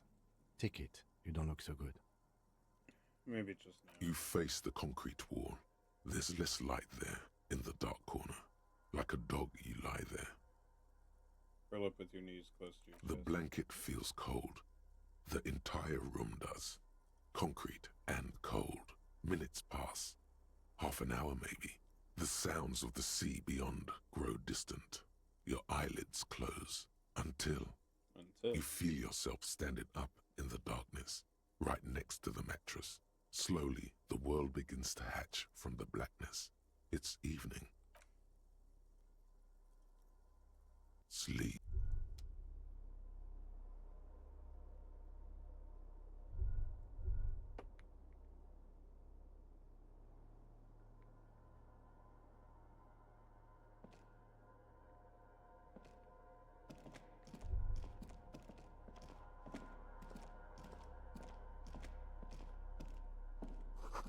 The sun is no longer here. Go outside to the beach.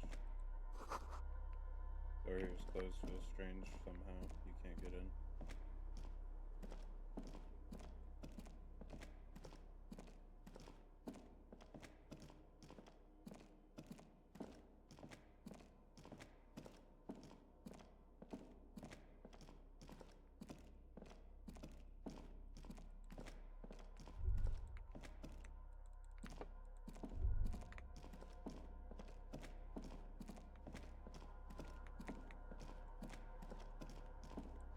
Something's wrong.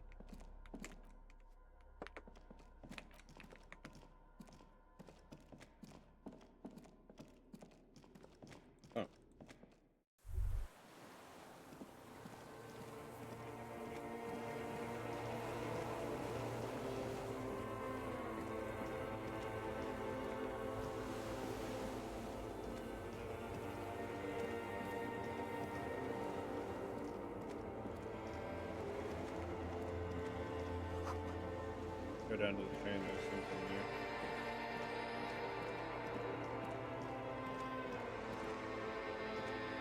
The chain?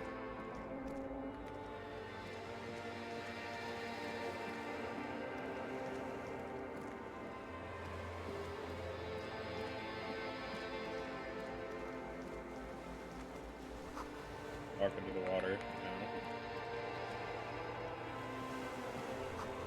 You see footprints in the water. Perfect. Oh, stream further.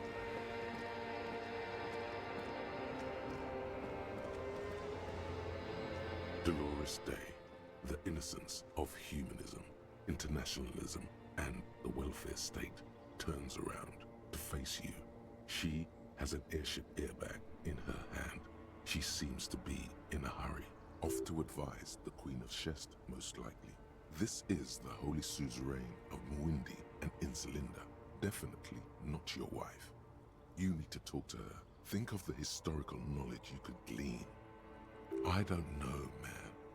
What is the Holy Suzerain doing here? Something seems off. Something's I'm sorry. I was heading to the aerodrome. I just don't have time to... She stops mid-sentence, glances to her right, then looks at her bag. She means she doesn't have time to tend to your emotions.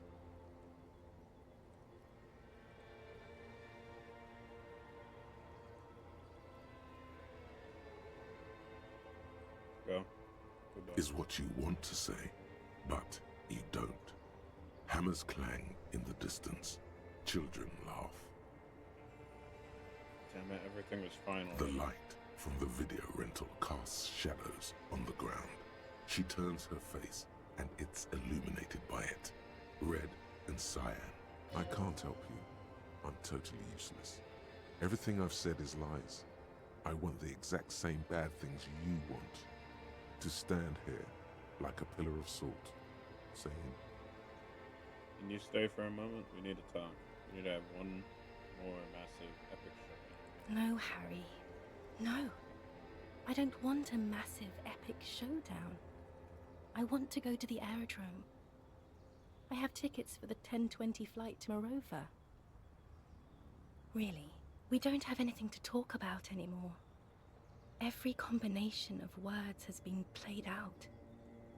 The atoms don't form us anymore. Us, our love, our unborn daughters, it's all gone. I have to go to the aerodrome. I have to leave Revachol and you. And you have to be alone. In hell. Forever. That's just the way it is. oh God, whatever you do, don't try to kiss her yet. Not after that. You're still reeling. You'll fall over if you try now. Brought you this figurine of a headless Fallon, right? I don't want it. It looks expensive. I don't want it. Please don't give me any gifts.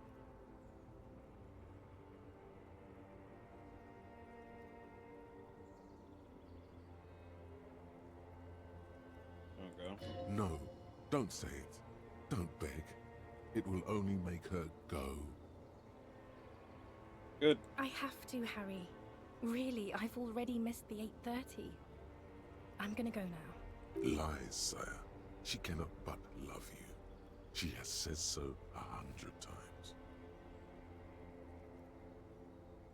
Okay, I understand. Not silently like a murder. No, you don't. You're just being a martyr. And I'm really going now. The time is up. We I ever must see be on the each other 10:20 flight. I won't see you, but you will see me. How can Oh, that be? Harry. This is a dream. Can't you see? I'm already in Morova by now. Who knows how long ago this happened? A year? 2? 5 years ago? How will I see you again? Right here, tomorrow night. Once this dream starts happening, it keeps happening. 3 times a week, at least. And Harry, it really, really looks like it started happening again. There's the video rental. I'm suffocatingly beautiful. And young.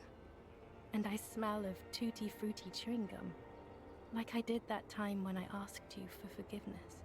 After leaving you the first time, so long ago. Intolerably bad. Oh yes, this is real darkness. It's not death, or war, or child molestation. Real darkness has love for a face. The first death is in the heart, Harry.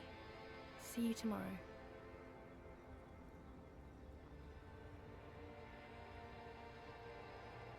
God, I hope not.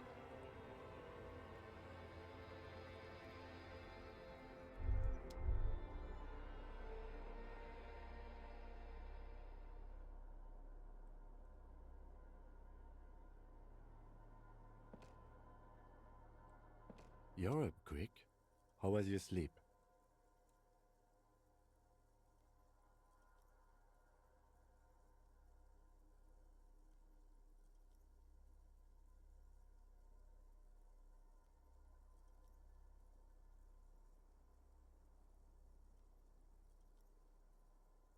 Let's solve this. Are you sure you're okay? You thrashed around and you bolted up, halfway covered in blood from your wounds. Just spit out the blood and get back to work. You're badass like that. He's still worried. You must have really thrashed and squealed in your sleep.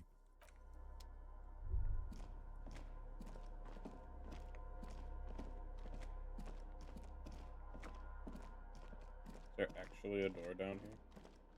I just missed. There is. Water rushes below, far down below.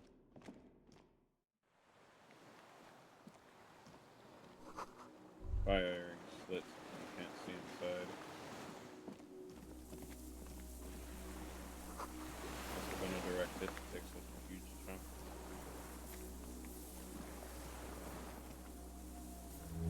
Distant sound of cargo ship signal horns echo on the water.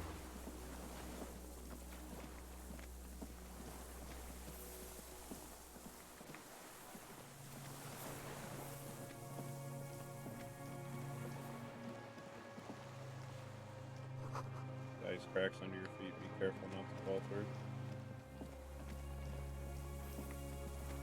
Sure.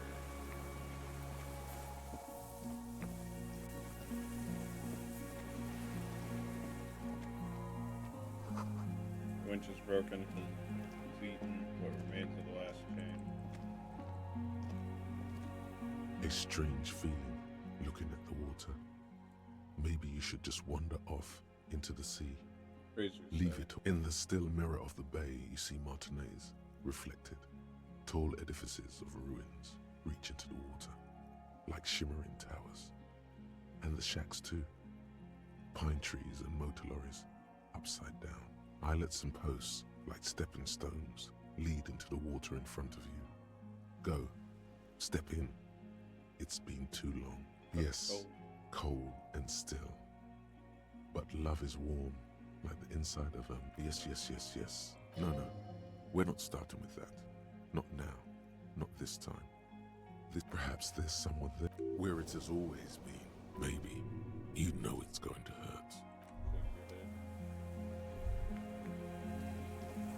Kim, I ain't got no idea where gas could be.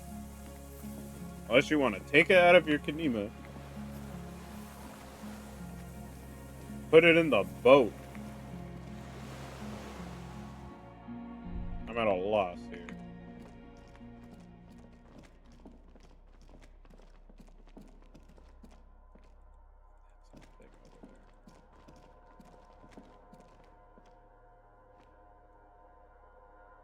What on earth? I'm not controlling any of this. I think this is him trying to get to that. The heavy metal door.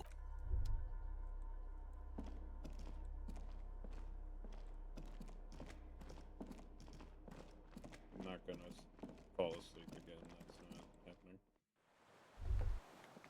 Seriously, no fuel nowhere.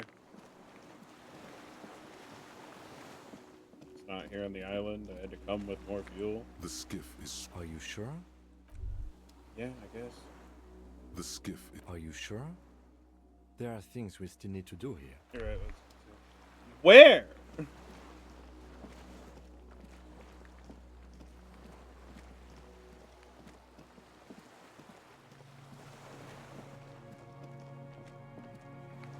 Getting a little tired of your shit at this point, game.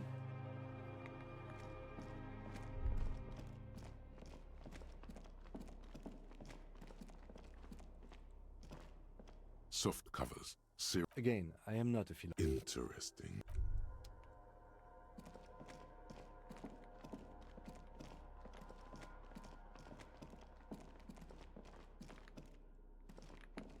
What's this?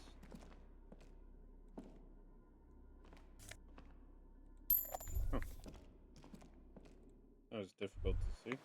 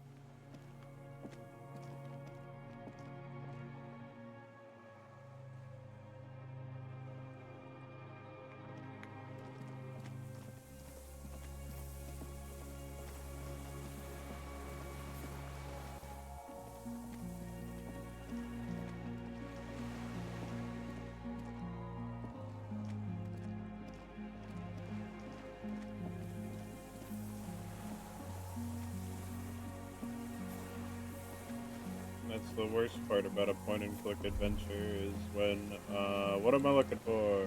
Where do I go?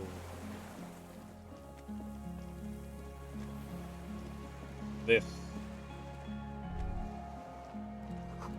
The pain in your pelvis makes you wince, then you continue. Good. Oh boy. Weathered military artillery map showing the coordinates of the Bay at Revachol, an old medicine cabinet newly stocked with Roramine. Lovely. There's a rain-soaked mattress on a concrete slab, only half covered by the crumbling roof. At the head of it, double embrasures, firing slits. This looks like a good place to aim from. A single-person mattress, modern, civilian use. Brand name, Marjorie. There's a fuel stain on the cover, along with and an empty can of beans on the ground. The silhouette of a tobacco picker adorns the paper filter. The brand, Tio Moteri. Tio Moteri, like the ones we found at Land's End. I may have been wrong when I said it wasn't important. This means the same person could have visited both locations. I didn't see any signs of smoking inside, though. If people live there, they keep it tidy. This here may also be a smoking spot. There's a firing slit in the wall in front of you, like a little window. Touch the Quite old and grimy, from years without cleaning by anything other than the rain. Oh dear. Hold on. There we go. Just freed my mouse. Look through the hole in the concrete. The springs screech as you lean on the mattress and crane your neck to look out. A small piece of Martinez coastline opens up in the square in front of you, like a tiny landscape painting. 1 kilometer across the water. The ruins look familiar. Right. The red chimney and collapsed back of the 4-story tenement in front of the Whirling in Rags, Rue de Saint-Ghislain, 10. The doomed commercial area. On the left. A towering skyscraper, its top floors shaved off by artillery fire. Capeside apartments. Rue de Saint-Ghislain, 33A and 33B. And between the two. The box-shaped silhouette of the Whirling in Rags. Its sloped roof, a tiny fleck of light catches your eye on the rooftop. Sunlight reflecting off the upstairs window of Clausia's room. Motherfucker. What does that mean? Do you have line of sight to the window? Yes, there's an opening between 33A and 10. I can see it. Through the scope of a rifle. The shooter would be prone, lying on the mattress, barrel resting on the embrasure. Cheek against the cheek rest, hand on the hair trigger. on a calm day like this. Kim, I could make it. I could make the shot. Good. I think we have it, Detective. The origin of the shot. This is the sniper's nest. Affirmative.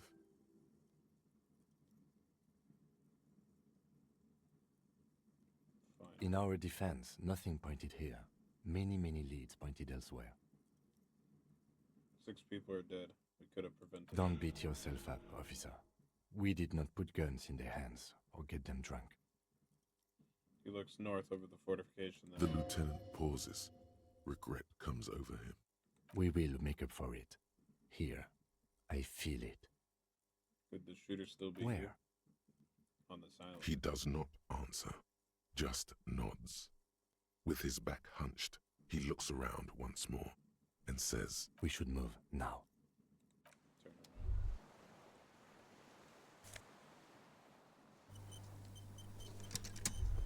That's a really priced fuel can.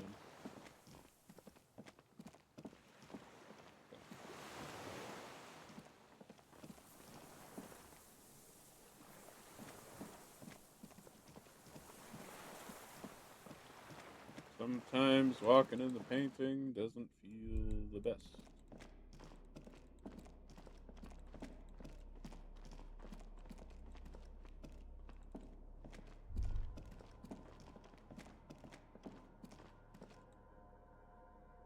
This old cylindrical jet. The lieutenant, there's a red. The recoil start wakes the old generator up. The machine sputters like an old warhorse before settling down to a rattle. That should do it.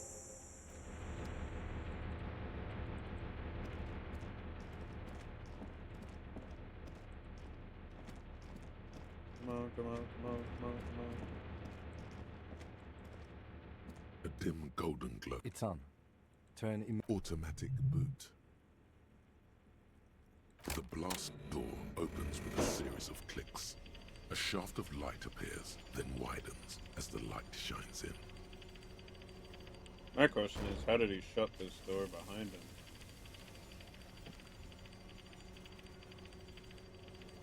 On the way out.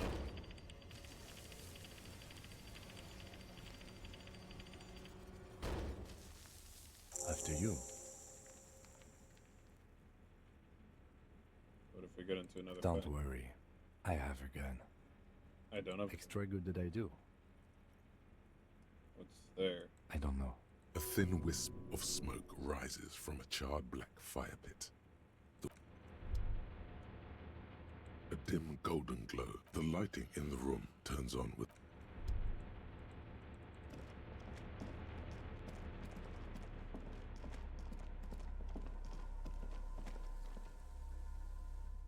Pretty strange.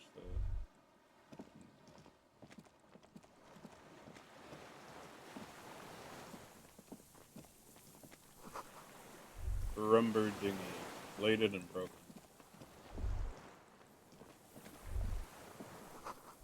Small white flowers blossom all around. Oh, really? an old man wearing tracksuit trousers leans on the frame stock of his rifle. He gathers a big ball of spit in his mouth, then spits it out into the extinguished fire before him. He raises his black eyes, hooded by creased eyelids, to meet yours, unclouded by cataracts. His eyesight is sharp. You've retained your eyesight. My eyesight? Yes. Helps me see all the shit. Did you close the blast door? I did. And you opened it. How? Fuel the generator, then use the console. I should have burned that console down. He shakes his head. How'd you know it was The coming? boat engine. On the water. Nice gun you got there. It's not nice. It's a piece of shit.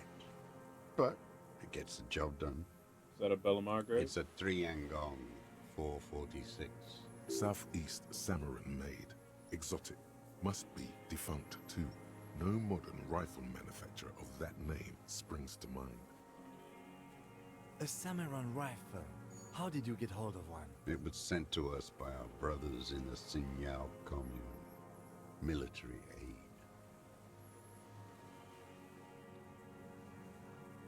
pats the rifle. It has stayed true to him. He can still make it sing. The Hisidiao comes. You heard me. It's good now, like chalk white from the ball. His gaze turns inward.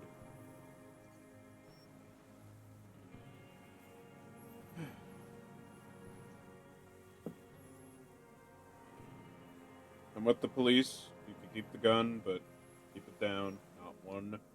No. Lieutenant aims a pistol square at the man's head. Put it down now, sir. Or you're gonna blow my brains out before you question me. There's a moment's silence. To hell with it. It's a walking stick anyway. It's out of bullets. The old man lays the rifle down carelessly, then looks at it lying. Like an amputated limb in the sand, he stares on, his wrinkled mouth moving without a sound. A strange sadness, like a song.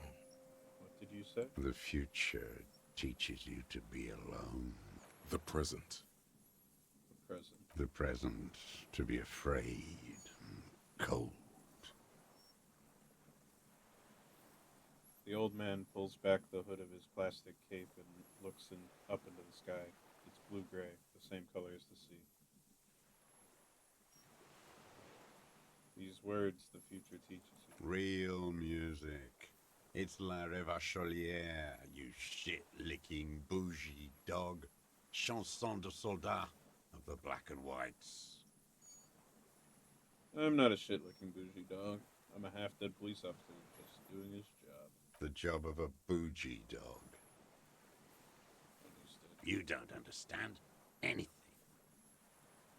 The old man squints at you. You see two black beads gleaming. Pick up the gun lying on His the gaze follows your motions. The rifle feels surprisingly light in your hand.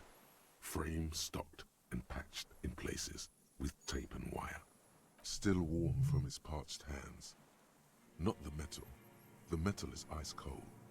This weapon has been modified several times. Inspect it closer. The rifle's in a shabby state, like a crutch that's seen too much travel. Hieroglyphs are embossed into the forearm, made of walnut. On the butt, you see Vespertine writing, burnt into the wood. Triangle, 4.46mm, made in Sinyao. As he said, it's Trigon. No one said it has to be a Belmagrave. We were just guessing. The lieutenant does not take his eyes off the old man. From ballistics, it could easily have been a triangle, too. It doesn't matter if it was made in Shanty Shanty. All it has to do is use jacketed ammunition. And it does. The right type and the right calibre. The lieutenant nods, glancing. He's liking this. His rifle has been patched and modified several times. I wonder how old it is. The old man does not answer. He just stares in front of him. Stow the gun. The old man keeps following your motion with his gaze. His right arm twitches suddenly. I don't think we're gonna get Wasteland of Reality done. Oh well. Perhaps in another time. Some kind of involuntary response. Something is slightly off with his motor rings. This looked very much like the murder weapon. It could be used against him to get a confession. Any time. Who are you? My name is Josef Lilianovich Dross, Political Commissar of the 114th Anti-Aircraft Division of the 4th Army of the Commune of Revachol. I am a deserter, a partisan, and a prisoner of war. This is my termless surrender. His eyes turn towards the reeds again, dead and dull. The commune of Revachol? Do you mean the ICM? Your holdover from the... The lieutenant forgets to close his mouth. From the Insular Indian Citizens Militia, the army of the revolution. I was recruited in Jamrock in '07, trained in the École de Contrôle Orient, and consigned to emergency defense duties in '08. I left my unit on the eve of the landing. When I returned here on May 14th, the commune had fallen. still armed, and ideologically trained, I wrote a criticism of myself and resumed partisan duties. 51 minus 8 equals 43. So you've been on this island for 43 years? No. I've been on other islands, too. He looks into the fire, a wisp of smoke rises from somewhere between the charred logs. I was in Resurrection until they turned it into a spa in 18. Then I was an E-48, a nameless sound, until the sea washed over it. Then I came back here. That was... He thinks. 22 years ago. Have you survived all this time? How does anyone survive? I steal. Now hold on there.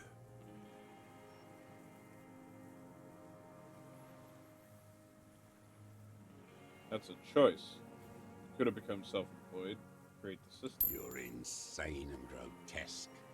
Everyone steals. Vegetables, supplies. It's the life of a dog.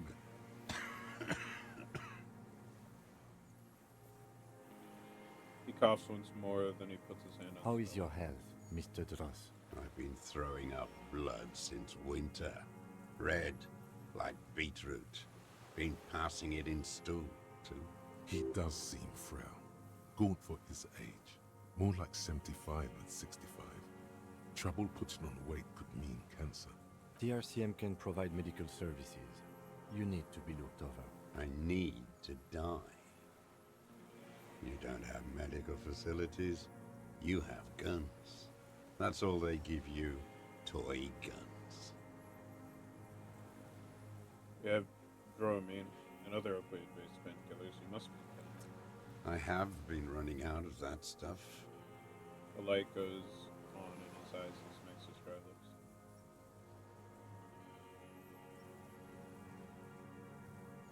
This is a serious situation. You need to be looked over, and we can do it. There's nothing to look over.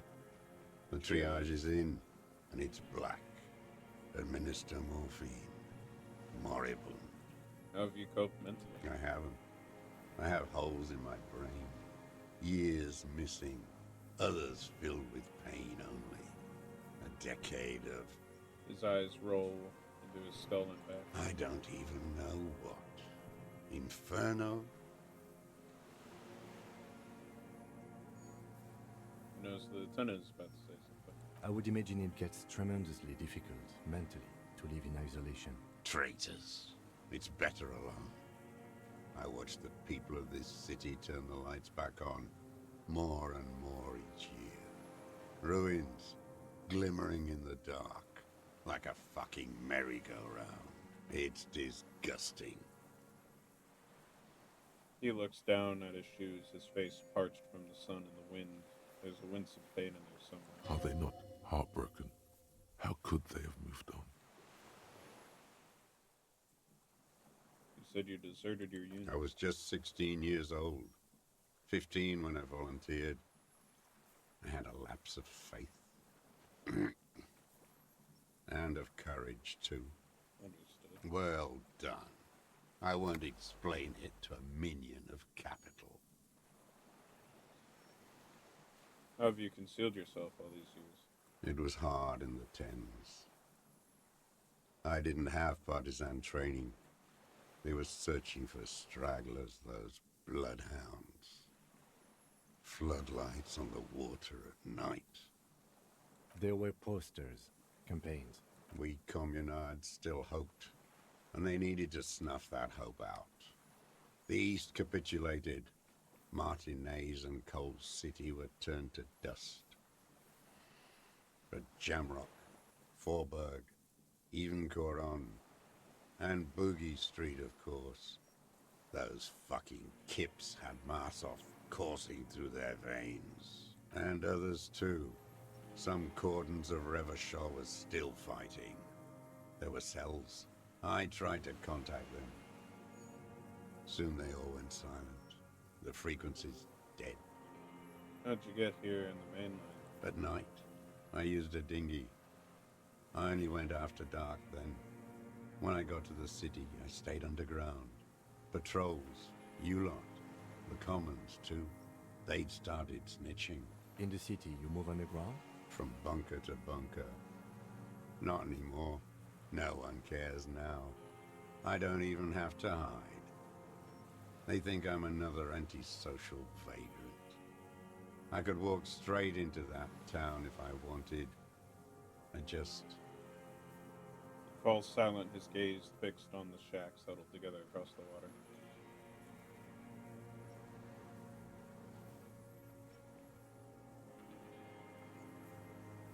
Why don't you just walk? I don't want to. They're all traitors. Pigs, rabbits, and dogs. Men without ideals are only animals. He does not want to see life moving on. People forgetting, drinking, laughing. Weapons cache under St. Bistain 22B. Going to in the basement. Van next. So you finally found it. There must have been a small squadron's worth of arms in there. Elmer Graves, right? They were damaged beyond use. I know. So you've been there? Sleeping. Some nights. Ammo scrounging on others. Those McGraves were shit, even before they corroded. Some had bullets in the chamber, however. Yes. You feel the dots connecting. Gotcha. Little dots on the map he's walked across. He got ammo from it. There's a small bunker under the Feld building. Have you stayed there? The propaganda bunker. I used to, but not anymore. Propaganda bunker? They stored leaflets there. Broadcasting equipment, too. Made broadcasts, I think. Propaganda officers. I buried them with their leaflets. They killed themselves. 2 young boys. Killed A lot of our boys did. I spent some winters there. Never liked it. Kept thinking of them. No need to go underground anymore. It's better in the ruins, on the ground. One more question. Do you smoke Tio Martini cigarettes? I do. Ever smoked them on the mainland? They're good. Plenty of tar. I like that boy on the pack, too. Reminds me of the last century. Tell me another. The old man looks across the water, at the city, the ruins, the motorways rising above it. So you're a communist soldier from the communist army? No, I am not a soldier. Okay. I'm an ideological officer. I belong to the party, not the army.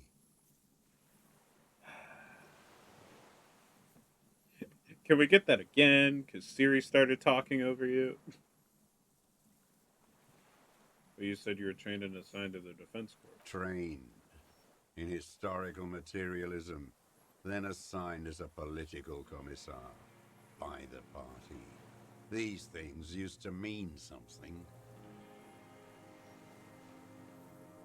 Wait, what does a political commissar? The old man does not answer.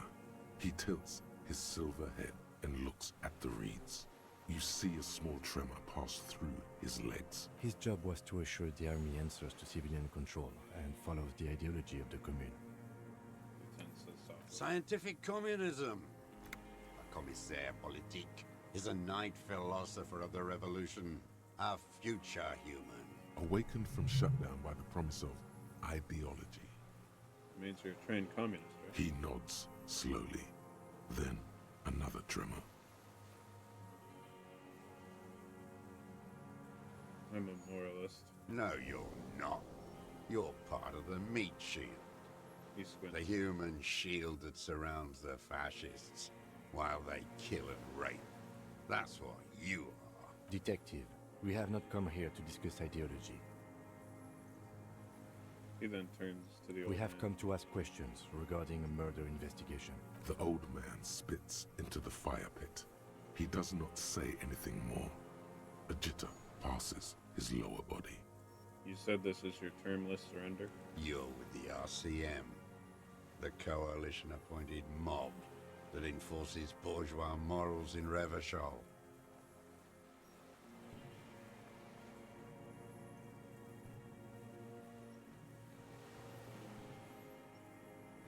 We're not coalition appointed, we just try to help people.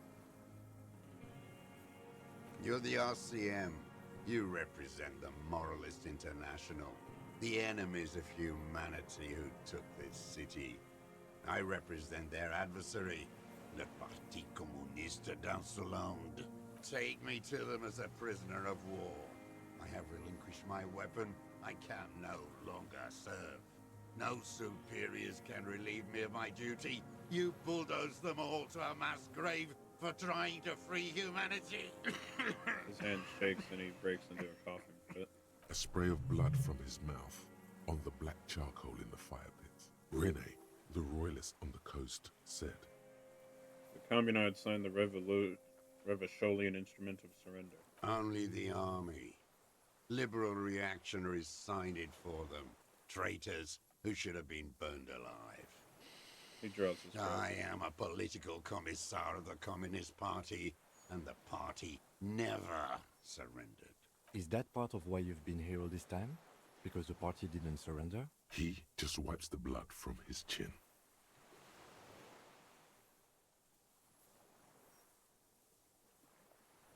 Honorable. Honor is a feudal atavism. My motive is class. It's not an island, Dwight. It's a defensive fortification of the commune of Revachol. And I am its last surviving defender. Oh, it's a use. The congenitally deformed King Philip II built it to restrict access to the Bay of Revachol. We captured it in '02, retrofitted the fort with an AA gun to defend against an airborne landing. Against the whole world. You mean the landing retaking of Revachol? Coalition military called it Operation Deathblow. I later found out on the radio they called it Deathblow. You're one of them. Tell me, who speaks like that? We had 50 million people on Caillou alone. Murder. You don't know. You haven't seen it. Iblis. The black-eyed angel. Again, you've been hiding here for 43 years and 10 months. Steadfast. It's not how a human being should live.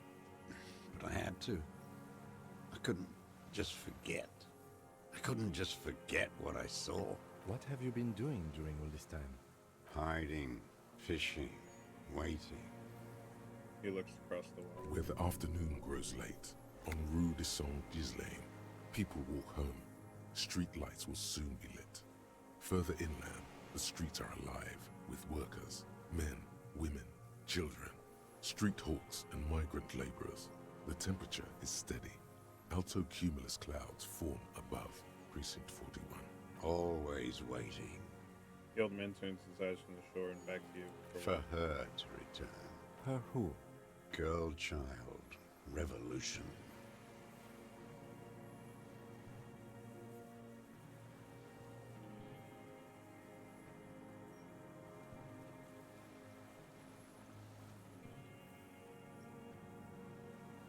I've been there. The city is a tinderbox. It may still have It won't.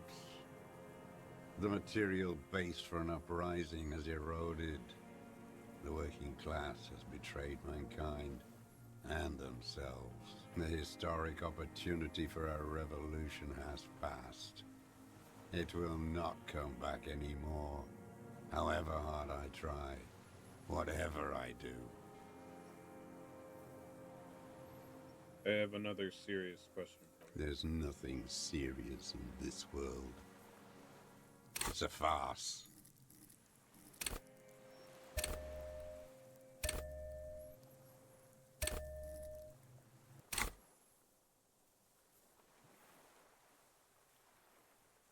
What have you been using? I've used it for killing people. Killing people? It's a gun. That's what they're for. You want a moralist euphemism? Defending your family and your property. I haven't done that. I've used it to kill people. Interesting. During or after the war? There is no after the war. Class war is never over. He shakes his head and smiles, his teeth rotten black. So he's continued killing after hostilities ended. Okay, okay. This is it. You can feel it, like battery acid on the tip of your tongue. Something you haven't felt in a while. This is what you live for. This is the shit. The great serotonin jackpot. The solution. Go in straight. No euphemisms. He doesn't like those. No. Be careful now. Slow and steady does it. Make him repeat it first. Don't mess this up. Remember, he wants to tell you. Get personal.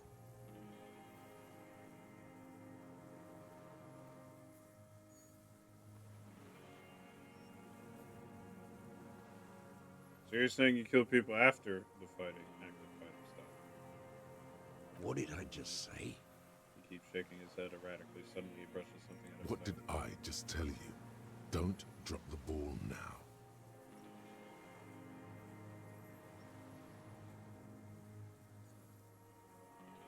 Did you use that gun to shoot and kill a colonel of security contractor, Cornell? The who now? He leans in a couple. He heard you. He just wants to hear you say it again. This is dramatic flair on his part. Right choice. We're in. Do it, sire. His name was Elias Cortinaire. He was part of security detail here in Martin. Oh, yes. That one. Ugly piece of work, that boy. He looks up at the sky and clacks his tongue. Did you kill him? The lieutenant takes a sudden step forward. I am a son of a welder and an officer of the commune of Revachol. I do not collaborate with murderers and pederasts of the liberal regime. Exhaust him with proof. Pile it all on him. Get a confession. The gun. The murder weapon is the perfect opener. The scent of blood in the air. But what else?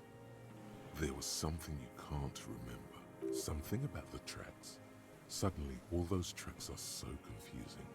Go with something else first.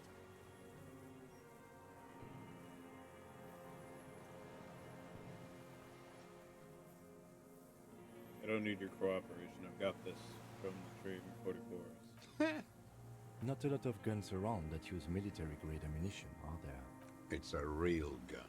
He points Not to the like your lieutenant's side. musketeer pistols. You look like imbeciles. Why don't you ask them to give you real weapons? He chortles.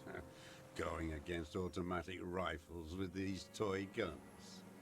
Of course you got those boys killed. Damn, he saw you. He's watched it happen. He would have a good view of the tribunal from here. It's not just empty boasting. So he saw you. Okay. So what? Don't let it divert you. Stop changing the subject. We have the murder weapon. You know Points what? to it. You're right. I'm convinced this made the shot. Should we call it? Lieutenant looks at the women demonstratively. I'm calling it. We have the murder weapon. Good. Lieutenant takes out his notebook and draws a single line. This feels good, doesn't it? Tearing things up like this. When you have the murder weapon, you have the killer. Murder. The old man does not say more. He just glances into the reeds and then twitches more.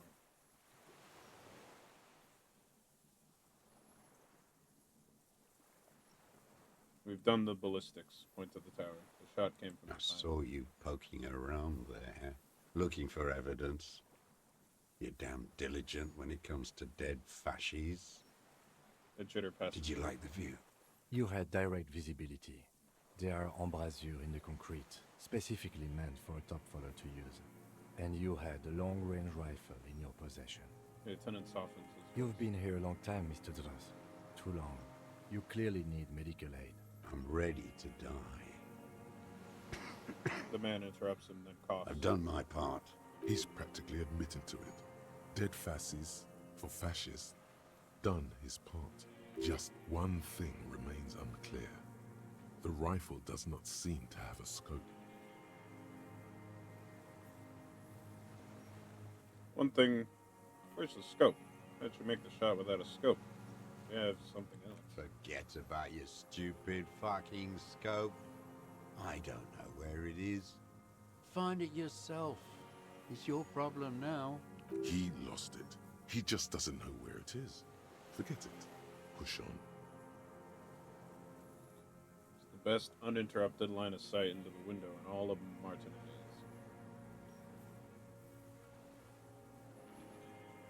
Because it's a sniper's nest, you stupid fuck. Radio Gosh is right. You have worms in your brain. Another sudden twitch, then one more in his right eye. What am I forgetting? Wait, here it comes. The goddamn Maybells. The dried Maybells on Clausia's roof. Oh, yes. There were Maybells in the grass when you got here. They're revolutionary symbols from the war. I remembered that. Wait, don't forget the footprints. The diagonal prints in the dust in the secret space behind Clausia's bedroom. Now they're gonna come up. Thank you, Ed, thank you. You got it. Remember, the boot prints were like no modern soul. There were Maybells behind the victim's window, showing the track. Damn Maybells. He looks at the The blaster. whole island is turning white with them. He seems tender suddenly, nostalgic even. A strange mood swing. So many this year, too. The spring is coming. No, it's already here. Wash the filth away. I haven't seen these flowers anywhere else in Martinez, only here. They blossom on the islets before we fertilize them with our blood. He looks to the water. Resurrection was snow white in May, before they ruined it. South, the Bay of Martinez is dotted with little freckles of islets, turning green, with white flowers in white snow. The coast, too, before they piled their containers on top of it, filled with broken, useless trash for fat-fingered bourgeois children to play with. You must get around a lot to stay undetected all these years. Do you know any secret paths? Pinball workshops? I may. A curious tremor passes his face. A young woman called Classy. Ring any bells? These dried flowers were behind her window. Classy. He knows her, but hadn't heard the name. Yes, Classy. You hadn't heard her name, had you? My ears don't reach the city. You know her, right? You had intimate relations with the victim, the mercenary. With the victim. He turns his sight from the whitening field of flowers and falls silent. Then the muscles in his jaw twitch, a spasm. There is a small tremble. Looks like a smile. A crooked smile. Yet isn't quite voluntary. He's about to burst.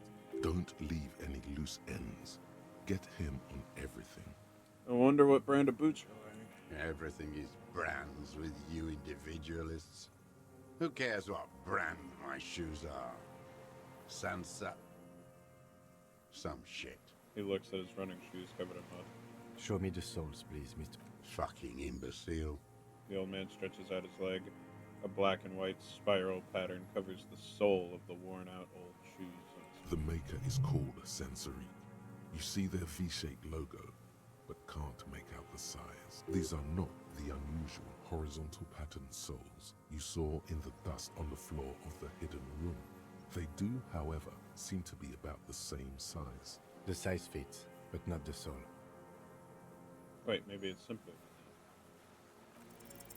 Sire, he doesn't have to be wearing them right now. that. People change shoes. It doesn't mean you weren't there, near the room the victim died in, sneaking away. Racking those brains, are you?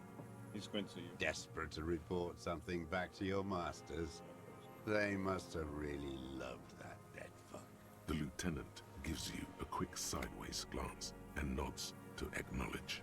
The prints were his. You can see it in those eyes. He can't keep them from flickering, looking for something. The old man stares at his own prints in the ash around the fire. Silent suddenly, some strange process within him. A gush of wind. Seagulls in the distance. You know who he was. A coalition-trained murderer, armored and armed. He wasn't human. The blunt end of a hammer. dripping with blood. He was a soldier, too. He was a man. Beating us to the ground, moaning with joy. You hounds get so thorough when a company-trained killer dies. I haven't seen you on this coast for 40 years. You know, maybe I should have killed one sooner. Got your attention. Now you stop beating druggies and prostitutes in your basement. Now you come to investigate. Not when they die by the hundreds. He breathes through flared nostrils. This is it. Shot him. Shot him. Say shot him, not killed him. So you shot him? Oh, the inhumanity. One paramilitary less in Revachol. You can almost see him squeeze a tear out of his eye. His fists begin to tremble. The lieutenant raises his right arm to hush you, while the lieutenant listens, holding his breath. I had them in my sights. Both of them. Him and the whore.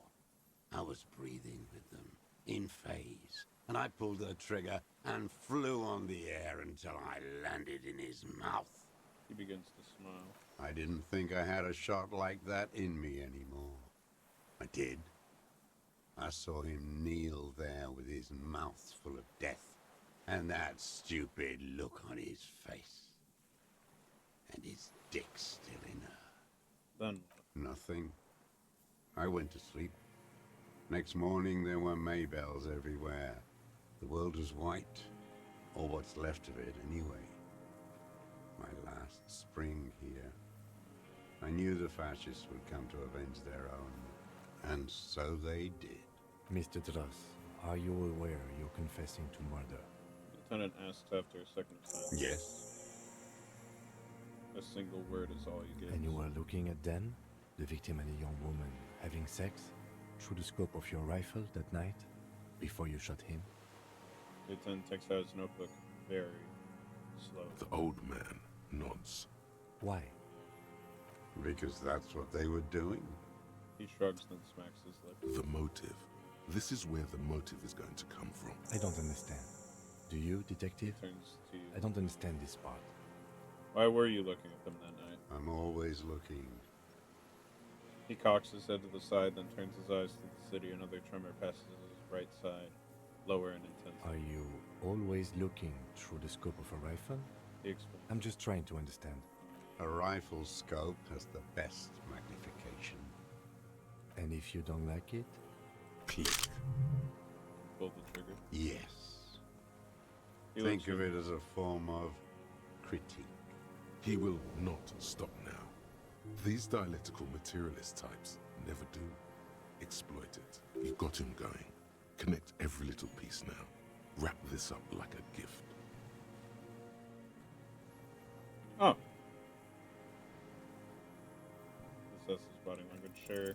What strikes you about this gaunt man is not the stomach pain, or the cough, or the malnutrition. For a man who spent 44 years hidden in the urban wild, he's surprisingly okay. Indeed. He speaks fluidly. His movements are rapid, if erratic. His voice, despite the cough, is there. It is capable of expressing complicated ideas. Above all, he seems animated. By what? It's a mystery. This animation comes at a cost too. Erratic hand gestures, thought processes cut off like threads, as he just stares at the logs or the reeds.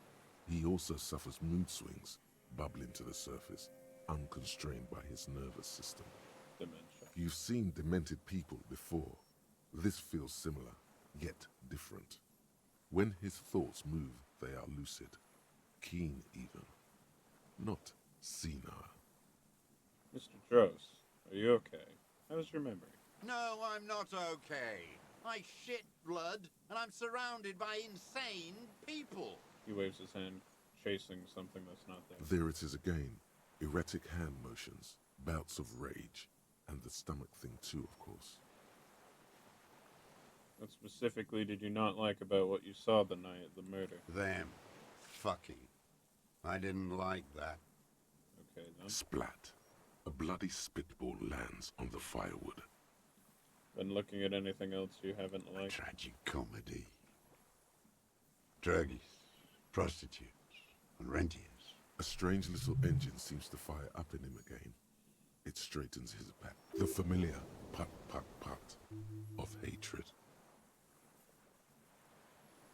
More specifically. Specifically, the whole city is a charnel house. Stripped clean and draped in neon. But Martinez is the worst. How come? Because of the racists. Everyone is a racist in Martinez. It's their favorite thing to do in the whole world. Listening to race-themed radio shows. In the ruins, in their lorries. He points inland. Pumped full of steroids and Radio Revachol 92. Race this, race that. It's all sanctioned by that Social Democratic Union and the farce of a Social Democrat who runs it. Mr. Clay. Yes, the fly larva in his container.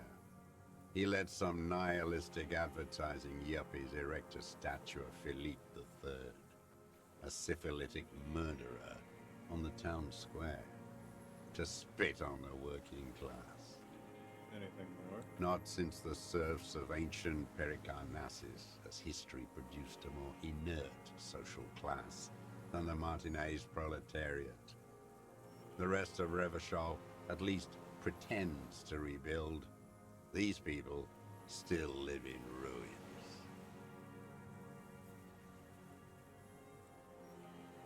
Intense, like animals, like those boom-boom morons on the ice. A pity they didn't drown in that tent of theirs. He keeps shaking his head with sorrow for the sight he missed. The worst of them is the blood-drenched Sucrion on her yacht, licking her lips. The old whore's gone now.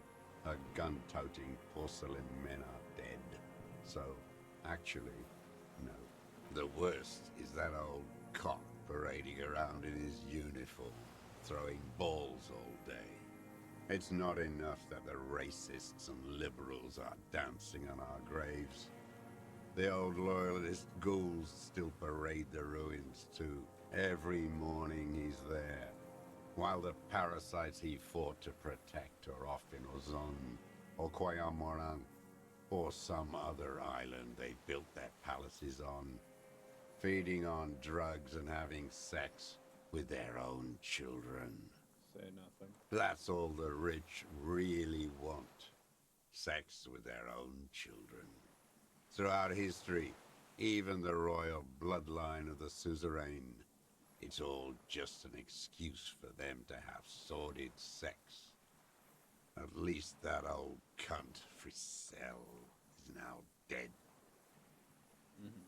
Now I have some questions about this. We did good when we pushed him under the horse car. Until, in the 30s, those disco whores. He breathes in, his breath heavy with hatred. He cannot make out a single word. The disco whores are too much.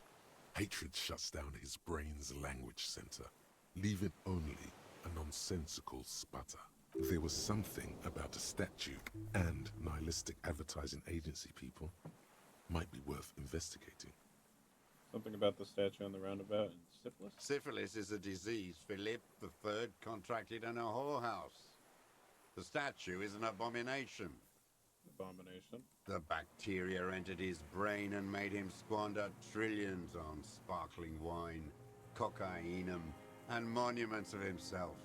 His son, Philip IV, the insane, contracted syphilis in the womb.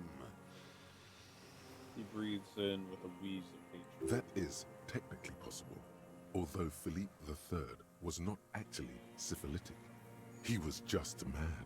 And he still went on to govern Revachol for 25 years. We lost 2 million lives toppling that mode of government. And those grotesque statues too. Hundreds of them. What a keen remark. Yes, it is, isn't it? It's still there. Do you know why?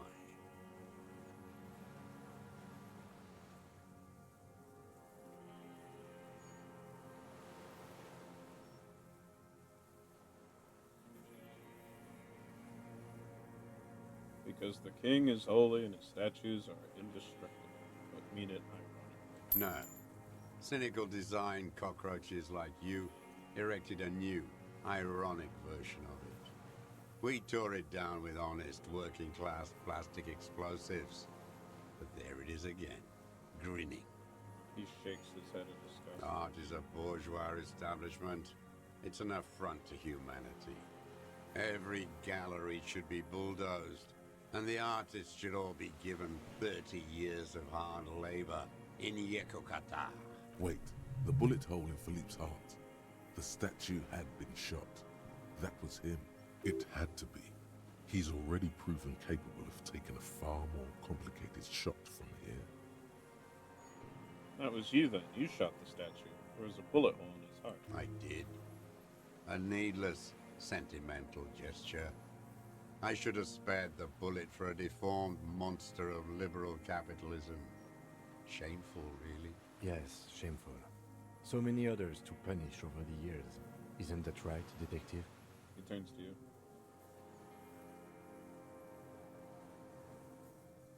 That's it for the statue, then. Tell me, Mr. The fat union man let them put it there. Corrupt as he is. Probably got a fat check for it, too. Shared with the law. He keeps having opinions about the union's leadership. You mentioned the union is social democratic, and Mr. Clare a farce of a social democrat. Another hideous disappointment. Unions are the real enemy. The true enemy of the proletariat. Placating the masses. Disappointment. So personal. He displays a familiarity with the union's top brass. Who's a disappointment? Everett Clare? That deformed toad? I wouldn't expect him to wipe his own ass. I mean, the brains of the operation.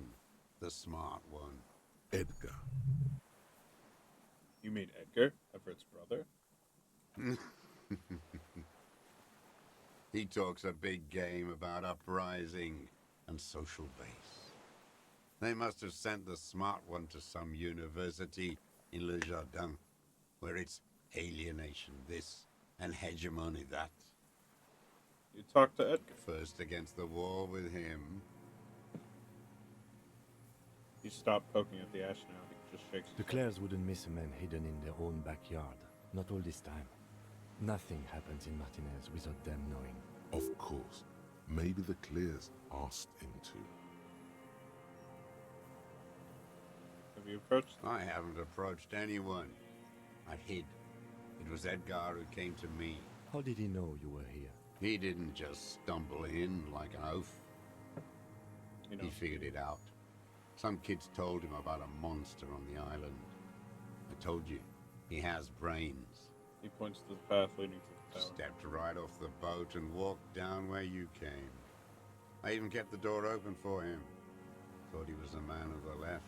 Wouldn't rat me out. I was right about one of those things. When was it? 20 years ago. Neither of them could walk now, could they? They were less fat then. That's around the time the Clears came to power. What did you talk about? Edgar did the talking. Paid his respects like I were a fossil in a uniform. Offered platitudes about the struggle. Flaunted his pink degree. Even quoted Marzov. Never trust a social democrat who quotes Marzov. Oh, and charity too. They love their charity. Offered me blankets and social housing. I still have the gas cooker he brought. And he let you be? Let me be here. The ZOC is an unlawful successor of the Commune of Revachol. We took this fortification from the Loyalists. Even the Clares understand this. We? They let him be here. Understanding was a courtesy. But why such a courtesy? Mr. Drouse, did you kill the criminal mercenary for the Clares to incite a riot? I'm not doing anything for that swine again. He shakes his head. Again?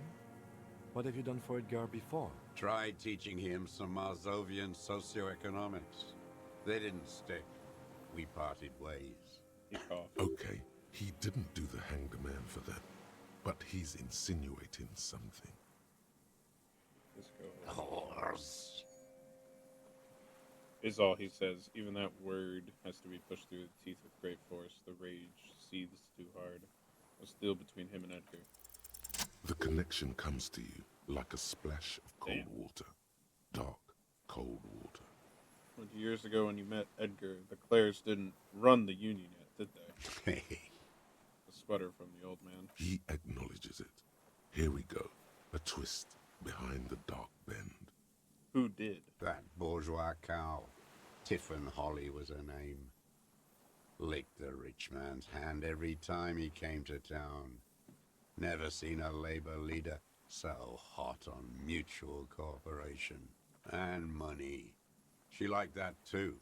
That Holly was a real bridge builder and a deal maker. She was also a woman, wasn't She was. And she was real soft on those money men.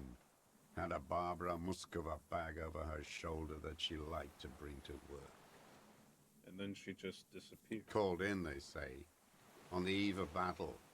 Ran away. Vanished like a piss stain.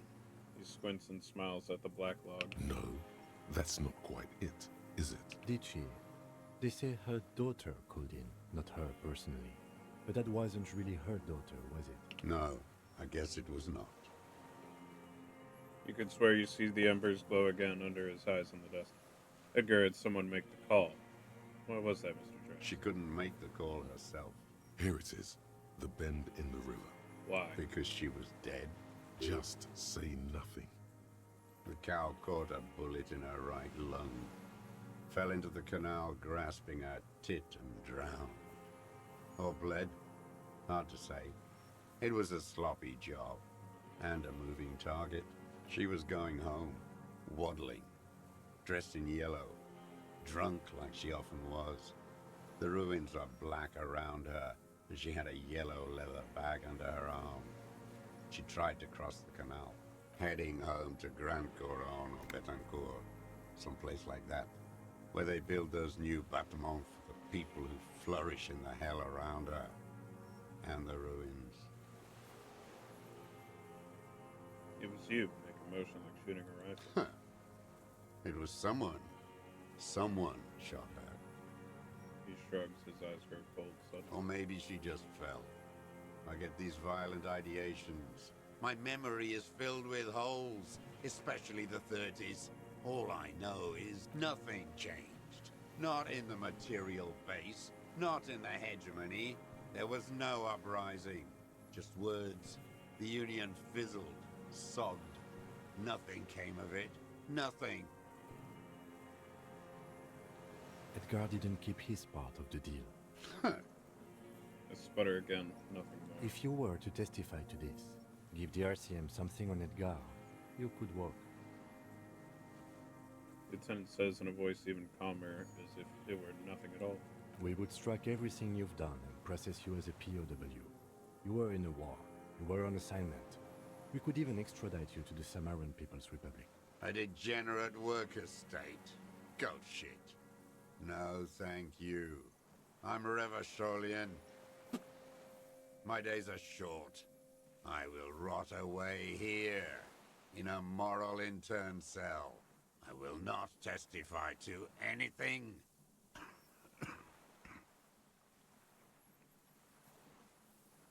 Okay then, that's that. Point to your head, but I know. All you know is I saw it happen, and I liked it. I liked it a lot. Her plump body bobbing up and down in that canal like a cork. That chick yellow bag still on her, strangling her. Cold black coals look at the canal, then at you. Blink. The same old freezing hatred. By the cock parading in his colorful uniform, you mean Renee? Every fucking morning for 34 years. He grinds his Throwing teeth in that rage. ball. One ball against the other. I've always loathed that game. That is not a working class game. I don't care what they say on Radio June. Royalist ghouls play it like it was life itself. Click, clack, across the water each day. And that uniform, like a parrot's plumage. I won't even mention that he's a traitor to his race. A Patank maniac race traitor. Just nod. I remember him. I remember him from Lanos. Not him personally, his make and model. There were tens of thousands of them. I thought we took them all out before the liberals came to their rescue. We missed one, that one. With his shaky finger, he points the city towards the crater near the plaza, where a lonely pine tree stands. Fat and plump, like a pheasant, just begging to be popped off. Please, Mr. Dross, shoot me. You'd like to kill him? Not yet. I like to look at him strut around, place the crosshair on his medals, right on his face, and just fiddle the trigger. Think about it. Let the bomb melt in my mouth. Save the treat for later? The lieutenant asks cheerfully. He is a juicy bonbon, that one. A real treat for the black day. The blackest. When I put that gun in my own mouth, I think, no, don't waste it. Put this lead in that cock, Rene. For the boys he killed. And then I look at him throw those balls, and I suddenly feel. He lets out a whispered sigh. Better. I even hid one bullet, so I'd always have one. For him. Haven't seen him around lately, strutting around. Must be down with arthritis. I hope it hurts like hell. I hope he sweats blood. Renee is dead. He died of old age a couple days ago. No. Yes. I waited too long. The old, I waited too long, and now he's dead? The old communard looks at you, his blackberry eyes shaking in disbelief. I'm sorry, Mr. Dross. I understand you knew him for a long time. They're all dead now. He just shakes his head. Fuck it. If he really wanted to kill him so bad, he would have done. There must have been 1,000 black days on these islands. His health ailing. You had 1,000 chances to kill him. And I blew them all. What does it matter now? He's gone. Ancient dust. I'm sorry. Fuck you. The old communard said, staring at the ground, seemingly to the island you're on. You okay, Mr. Jess? To go on. You think I haven't seen people die? It's all I've seen them do. Fuck and die. All the other plans we had. To love. To colonize the Pale. It's all fucked. He's not okay. This is just another black day in a row of black days. Something strange is keeping him together, making him endure. I'm glad we talked about this. Now, Glad we talked about what? you want to ask again about the people you His don't lip like? curls into Glad we talked about what? Yosef Luniovich Strauss, you're under arrest for the murder of Elias Cortinaire. Officer, are we sure? We could maybe get more.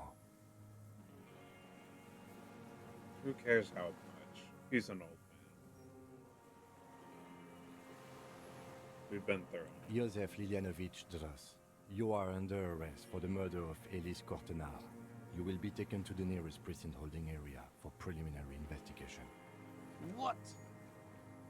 The But old you man- said I would be taken to the...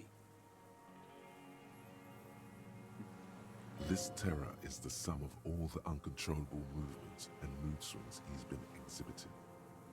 The wind picks up. The silence on the water is broken all around you.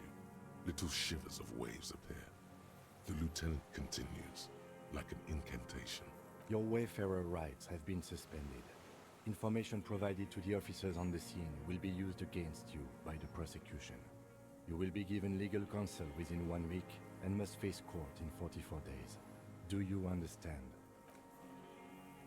Do you understand? But...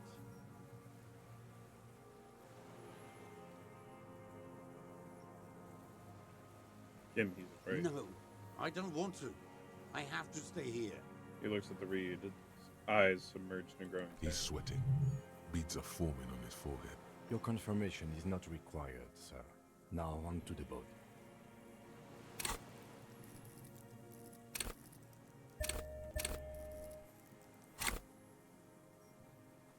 Try. You thought you heard something, but it's just the reeds. Maybe we could all fit in there. By one. Does it have room for Not three? really. We could escort him to the pier, then either one of us can take him inland while the other stays here. But then, who watches him while you're coming back here? Watches him there while I come back for you. You come back for me? How about I go and send a boat back for you? What is this farce? He looks around with This is a strange fucking farce. I can't. Lillian. You could ask her, maybe. Maybe I can just ask that nitpicker to watch This him. is no harmless old man. Lieutenant shakes his This head. fucking world. This world. What is this? He stares at something. Who knows what in the dark? No, listen. Listen now.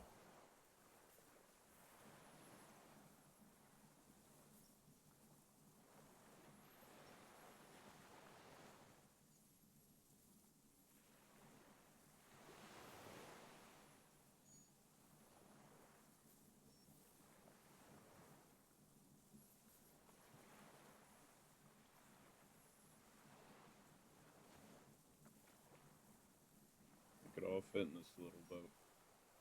Actually, no.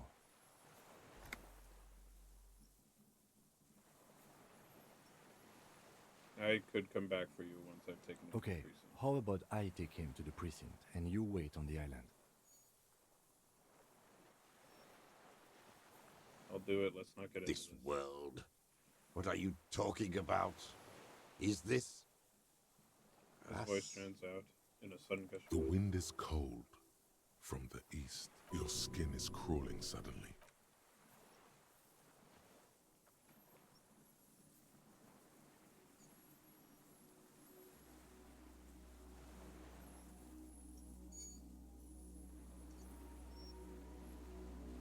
Oh, my word.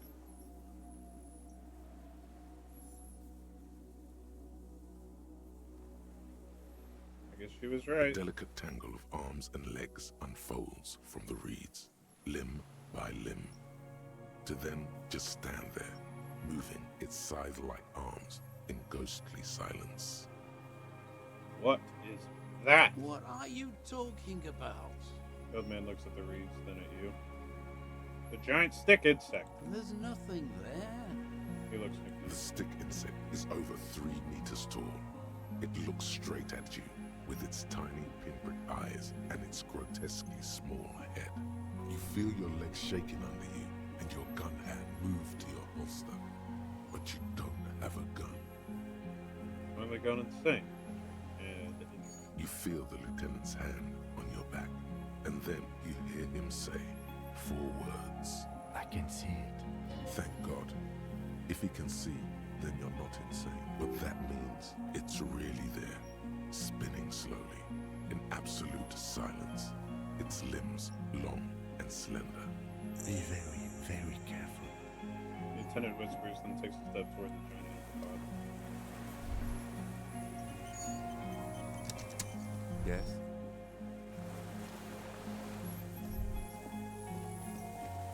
The creature stands on long stilt-like legs, antennae hanging from its head like a woman's hair, white and curled at the tips. It is no more than 5 steps away from you. Reed-like tufts stick out of its joints. As the insect moves its forearms, it produces a faint hiss, like a reel-to-reel machine spinning after the tape breaks. This is the Insulindian pest. It is. The lieutenant whispers behind you. You hear the familiar ring of his jacket unzipping slowly, painstakingly. You glance over your shoulder. The lieutenant holds a piece of milled aluminium.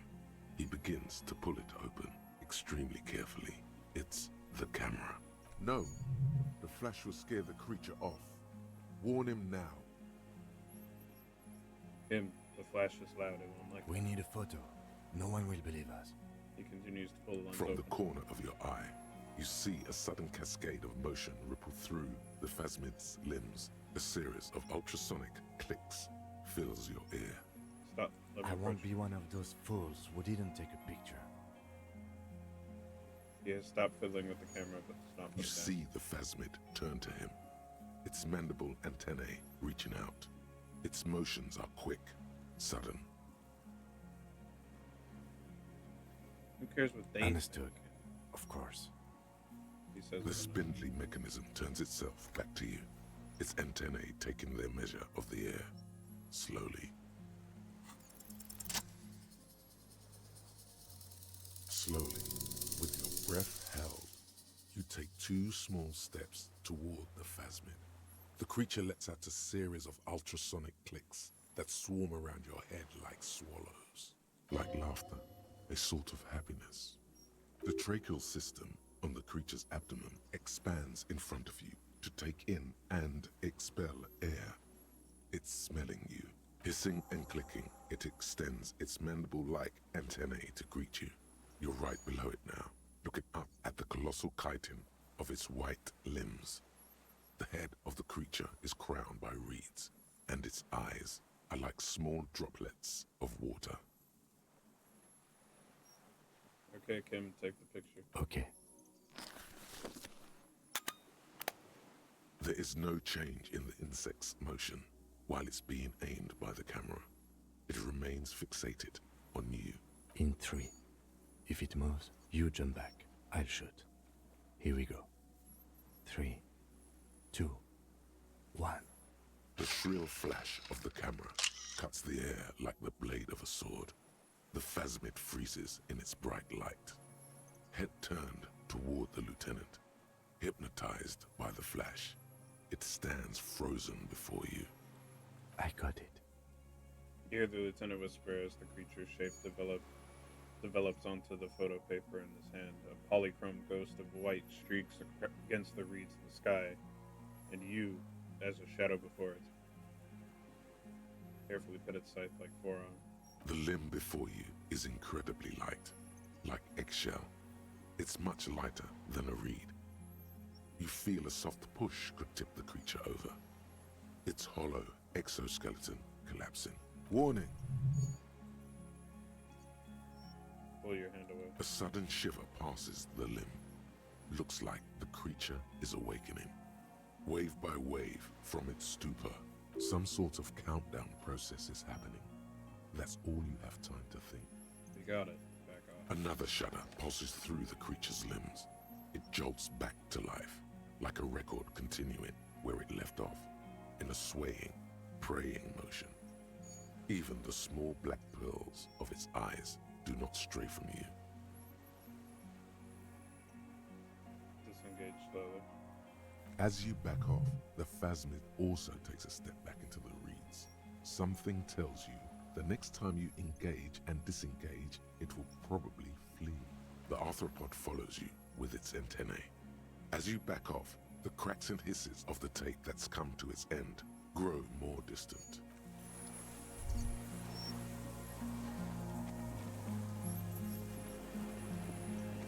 What is it? What Go, do you man, want let's go. from me? I can't go. Something is very wrong with him now. It's right there. Can you see it? No. He doesn't finish the sentence. One letter is all he can produce. His hands are numb and he stares at them. Nothing. Nothing is what he tried to say. I'll leave you be for now. Yes? Alright.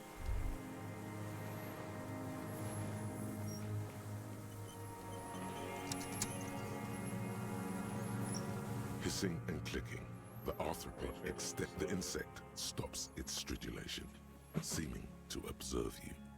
Below its crown of reeds, little pinprick eyes detect motion, glittering. The world stands still around you. Suddenly, there is silence. Where's the other hand? As you do, the invertebrate comes to life, its limbs moving independent of each other, as if each has a mind of its own. They are white, like stalks of porcelain, knitting above you, praying to you. Whisper. That's right. Pray.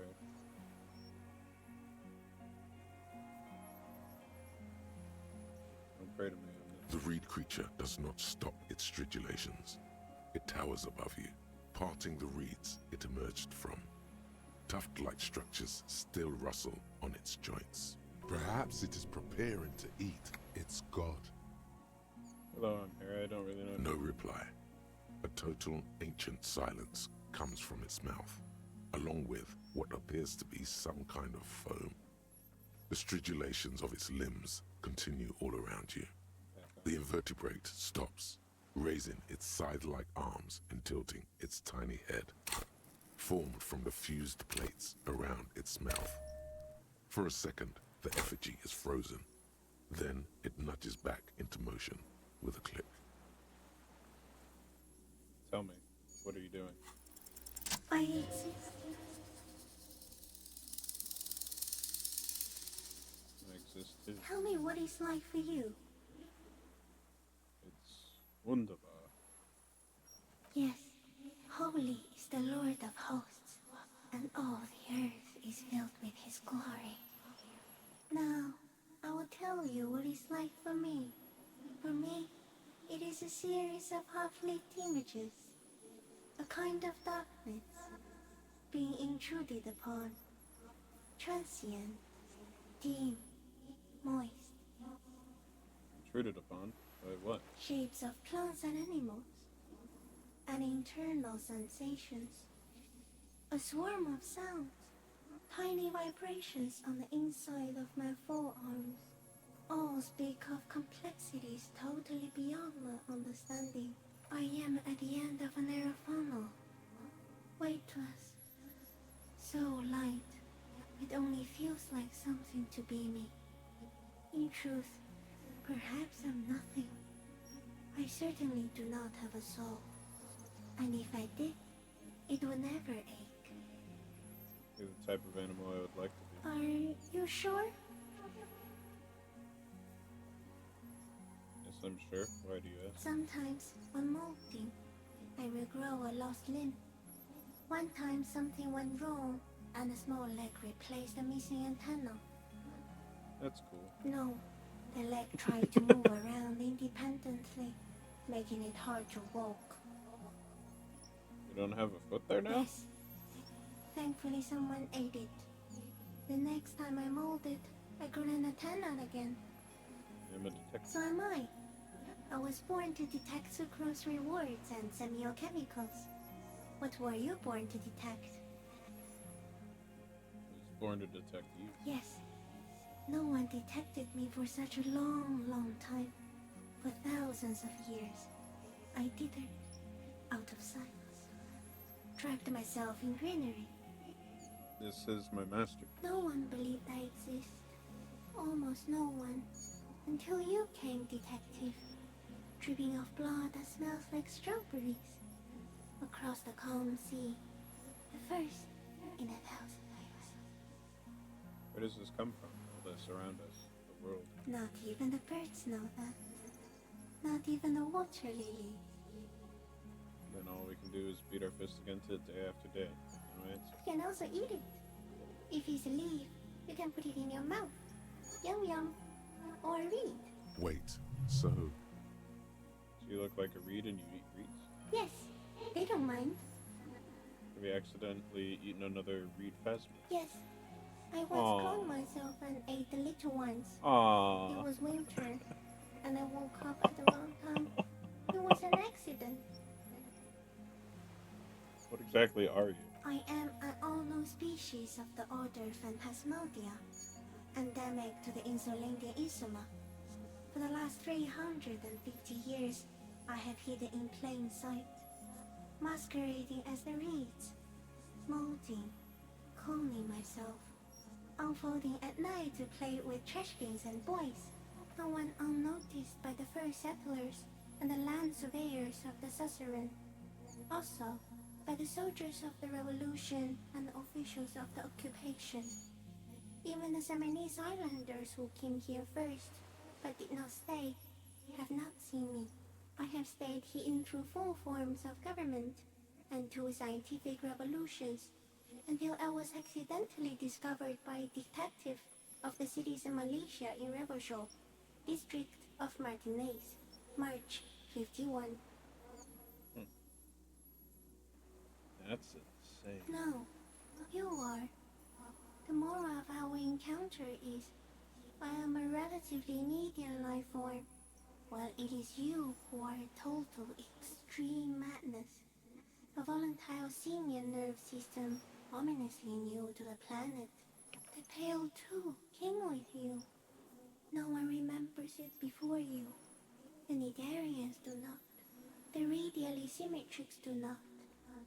There is an almost unanimous agreement between the birds and the plants that you are going to destroy us all.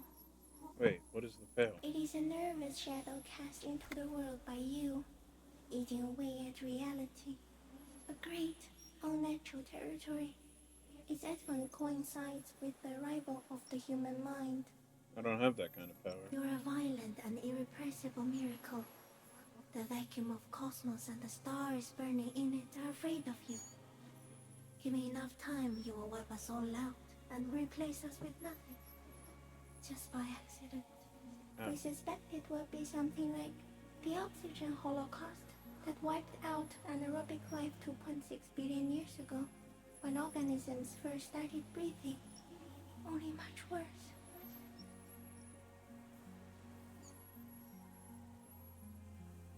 Oh no. Instead of air, you exhale thoughts. There are no trees that eat thoughts. Where's hell? Everything your eyes touch goes back there, behind the nose mirror. What if you blink? Are we still here? Please don't blink. What if he misplaces us all one day? Or just forget?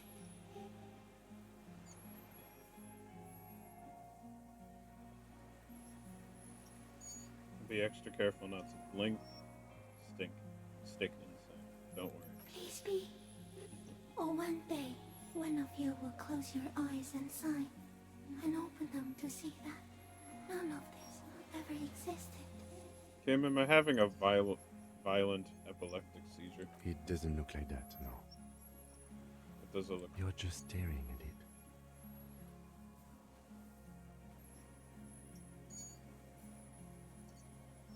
Then I think I'm having a vision about the final fate of mankind. Okay. Is it somehow related to the case?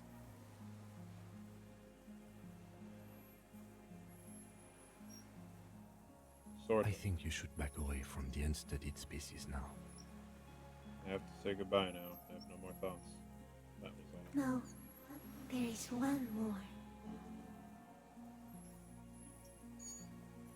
All the creatures I met, you are the most beautiful. Thank you. I also have one more thing to say to you before you go. That woman, turn from the ruin. Turn and go forward. For freedom. We'll try. She was hell on earth. It doesn't take a 3-meter stick insect to tell you that. Smell it. Maybe it is real. The pheromone. It's on its mouth. The insect's head is crowned with reed-like scales. Breathing you in, you're sour as you're turning away. The phasmid mirrors your movements, stepping on the water, the long limbs carrying its feather weight without breaking its surface.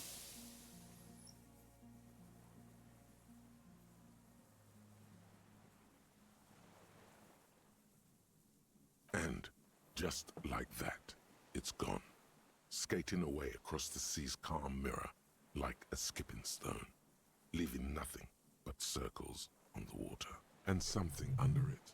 In the place it stood, bobbing there, among the reeds, a collection of items. It's gone. Lieutenant looks north with his head raised to his brow. What's that in the reeds? Looks like a nest of some sort. We should have a look. What now? What now? The old man Vine repeats suddenly, puts his hand into the ash and sturdy. In some kind of strange, semi-catatonic state. Our suspect is not looking so good.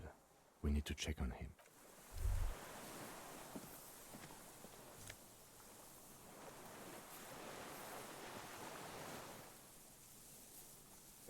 rifle scope.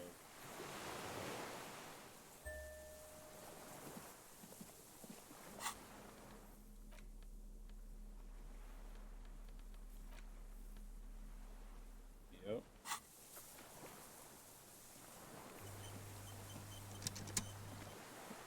What is it? What do you want from me? Sure, I sir. can't go. How could you not see the pheasant? He stares at the reeds and falls Mr. Duras? The man does not respond. He keeps staring, black eyes glazed over and bulging from their sockets. His gap-toothed mouth shaking. Wave your hand in front of his A eyes. light shiver passes him, followed by nothing. His hands are trembling, and he breathes slowly. He's going into some kind of psychomotor immobility. The good news is, this solves our transportation problem, doesn't it, Mr. Duras? The trembling mouth appears to sigh. Between this and the broken tire he's used for a boat, I think it's safe to leave him here, while we go and get help. It will need to be medical first, I'm afraid. What has happened to this man? Old age and shock. He looks at him and then you. I think it's the pheasant. Yes, the arrest and the appearance of the phasmid, the combined stress. But you think it's something more than that, don't you? Quite a few things about that health check you did on him make sense now.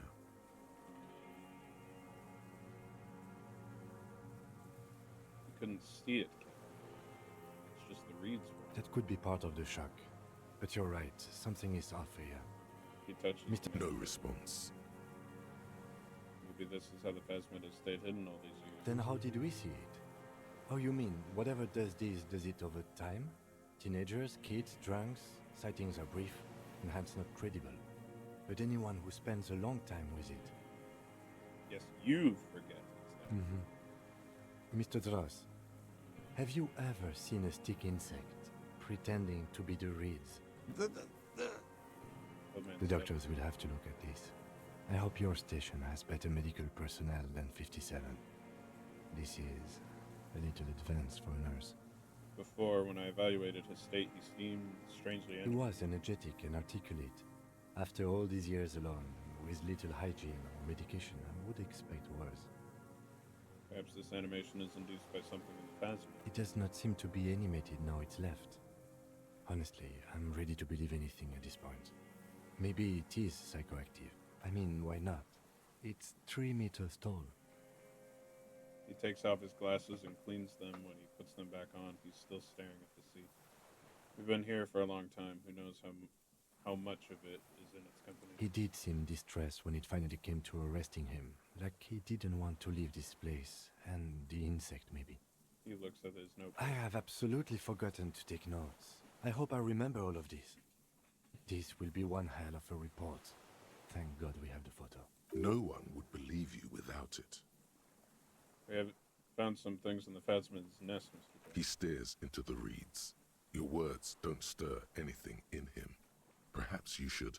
Show him the ceramic helmet. Nothing. Just dull staring. Not even rage left, wherever he is. Show him the detached scope. I lost. He turns his eyes to it. You lost him, Mr. Jones? He turns his eyes to the reeds again, as he's done so many times. Beige and white stripes. He lost the scope. Then it somehow made its way over there. With the help of a magpie phasmid. The lieutenant observes the lens sparkle in This his hand. sight is a T9, Mr. Dross. Was it attached to the rifle when you made the shot? Silence. Not even a sigh. You've gotten all you will out of this poor being. I'm going to let you rest now, Mr. Jones. The plastic cape flaps around his face in a gust of wind. His back is slouched and his mouth open. The blacks of his eyes are receding.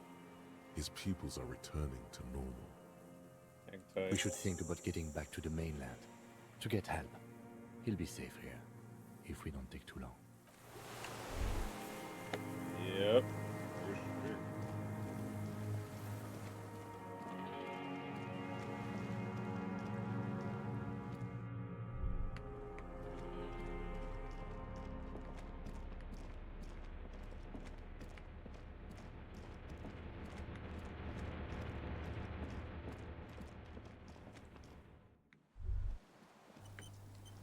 The dry grass crackles under your feet as you stop. Far away, birds' wings touch the still surface of the sea. What is that flutter? The flock of quail departs. Now more than 100 meters away, on the islet, there is almost no wind, like a silent orchestra of great importance to the few who attend. A silent hiss, the faraway, a low hum. Air flows out of a pillbox, a jitter, a sound impatient to happen, but not yet in this world. Yes? It's pretty silent on this island. It is. Is that why we are stopping? The lieutenant nods.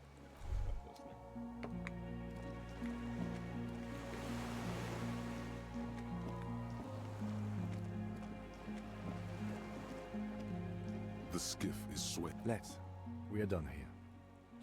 He says, adjusting his glasses as he looks out over the water. The skiff rocks gently under your weight as you get in. The ride back is uneventful and quiet, but for the sound of conversation on the water, there is someone inland waiting for you. You reach the jetty and climb out of the skiff.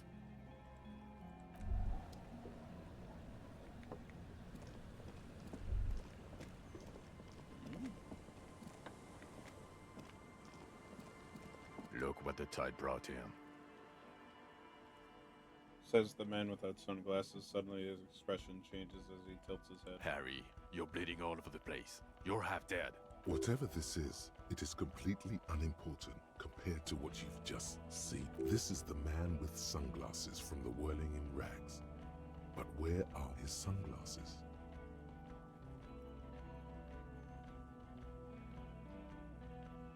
Wait, you're the man with the sunglasses? That's right. And you're bleeding. No one else seems bothered by the bleeding? Bothered by it? Harry, you look like you need a fucking organ transplant. Oh, fuck it. Let's not get into that. Who are you people? Hello, I'm Trent Heilerstein. I believe we've met on several occasions. I'm your goddamn partner, Jean Vicomar, and this is your special task force. Or what's left of it. Special Consultant Trent Heilerstein, Patrol Officer Judith Minot. Hi. We've come to scrape what's left of you off the pavement. Lieutenant Kim Kisuragi, Prison 57. We've just come from the island, where our investigation led us. The scene is making even him feel as though he has to justify your actions. We might need your help with something later. He adds, suddenly regaining his confidence. As if he recalled that he's in fact a decorated police lieutenant and not a naughty boy. But this is clearly a departmental matter, so I'm going to leave you to discuss it among yourselves. Thank you, Lieutenant. It's good to meet you, Lieutenant Kitsuhagi. He says warmly, flashing the lieutenant the tiniest of smiles. Letting the lieutenant know he shouldn't feel embarrassed over the shitstorm that's about to befall you. What's this about? Ari, we want to help you. Trent, I believe this is where you come in? I don't quite know what I'm doing here. I was asked to participate as an expert. I think I need to manage your expectations a little. I'm at best an enthusiast in cognitive science. My background is in something else entirely. I engage in neurology on a merely theoretical level. In fact, I should probably get going. No, Trent, it's too late. You're part of this shit now. What have you got to say for yourself, shit kid? Shit kid. What an interesting moniker. What's a shit kid? You. Shit kid? That's you. Maybe you've deserved it.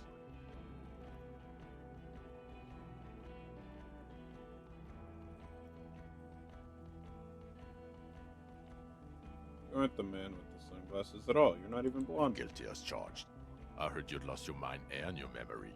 I wanted to see if it was true, and it was. Good work, Harry. You're insane now. There's one less person for me and everyone else to rely on. He was too sarcastic for you to realize who he was.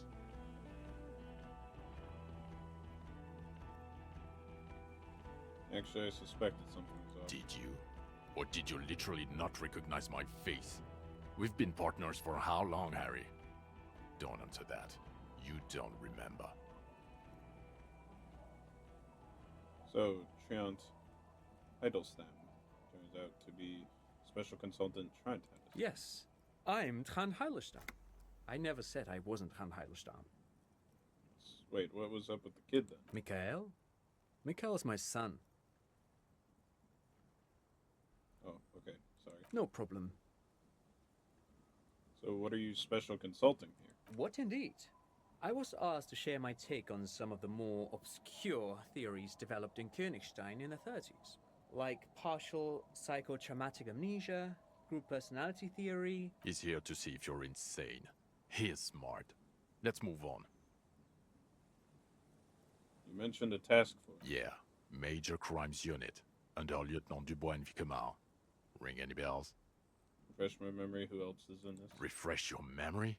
It's a goddamn Major Crimes Unit. There's you, me, Jude, Trond fucking Heidelstam, and Guillaume Bevy. I'm technically just a civilian advisor. Oh, fuck you. You're part of this shit show. First, who's Guillaume Bevy? Oh, that's an interesting story, actually. He's not Guillaume smiling. Bevy is a police reporter who joined our team. He was really good. Then he left because he lost faith in your ability to lead the unit. Other people have left too. Good, smart people. People we won't get back. Only me and this really patient patrol officer are still here. And Tron because I'm forcing him to stay. Is this Guillaume Bevy blonde and partial to sunglasses? See? There. He's getting it. I was impersonating him. Look at me, I'm G. Bevy. It was going to be funny, but then you really did have brain damage. So not so much anymore. He sincerely thought it was going to be amusing. For both of you. Okay, so what does the unit do? It's a major crimes unit. We clear the desk of cases so Precinct 41 doesn't look like the worst station in town. We are shit tier now, Harry. Because of you. The 41st isn't... He trails off, not wishing to finish the sentence. Where have you been all this time? Where have we been? We've been fucking off as far as I remember. He crosses his arms. You told us to fuck off. You said we're cramping your style. Your detective god. Fuck everything. All we burn. Detect or die. Said all those things? I'm not like that anymore. Are you sure? So you haven't been telling everyone what a boring cop you are? And that you should kill yourself? People say you've been out of your mind. I asked around. How'd you know it was The cafeteria manager you fucked over told us where you went.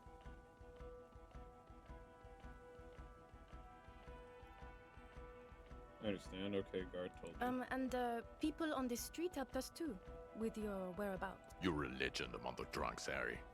A legendary local drunk. Again, no one's who they say Dude. they are. Hey, here's a brilliant idea. Don't be a morbid drunk and you won't be duped so easily. Gardener, scab leader, this. Tell me at least you are who you said you were? Yes, I'm still Kinki Solagi, still a lieutenant from Precinct 57. None of this is ringing any bells. The bells aren't ringing because you have brain damage. Trant, this is where you come in. How bad is it? Well, he doesn't have visible tremors, he talks without slurring, he can drive a boat, he's standing, reasoning. All good signs, but complete retrograde amnesia, episodic and semantic. Meaning, you forgot both who you are and the definitions of money, Isola, Pell, and so on. As displayed in the station call, our interactions with him, and I don't want to be a snitch, but also mine with him before when Harry did not seem to know who I was. It's all very interesting.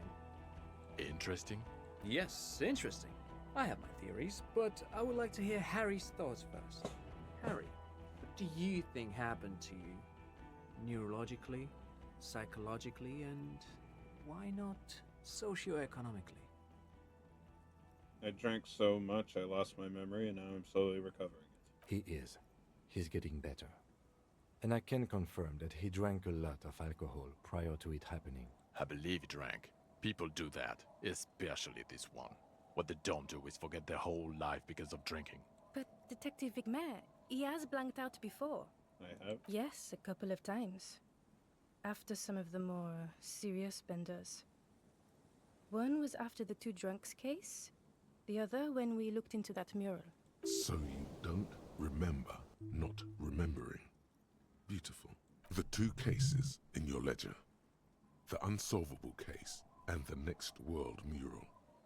Those were recent. Those cases were hard on you. Interesting. So at first he dipped his toes into it, prepared. That's where he would have gotten the idea, yes. Practice.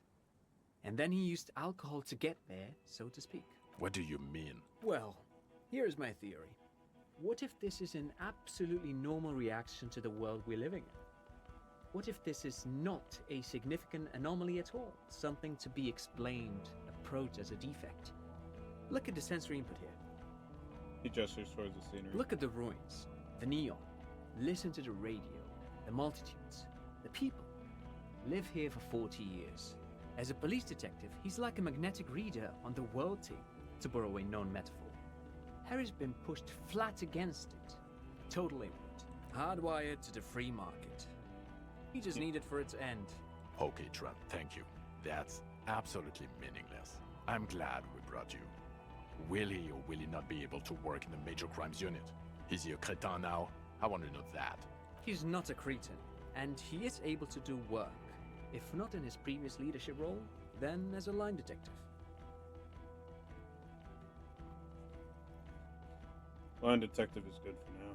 For now? I misphrased my question. It should have been, is he able to put his clothes on and use the body? Or do we need to get him on a disability pension? What now? Now nothing. Now we're just going to stand here. Just stand there? Yeah. Just stand there. It's cool. Really? No. Now we discuss that. What the fuck did you do to a motor carriage? Why is it there, Harry? I drove it into the ocean when I was drunk.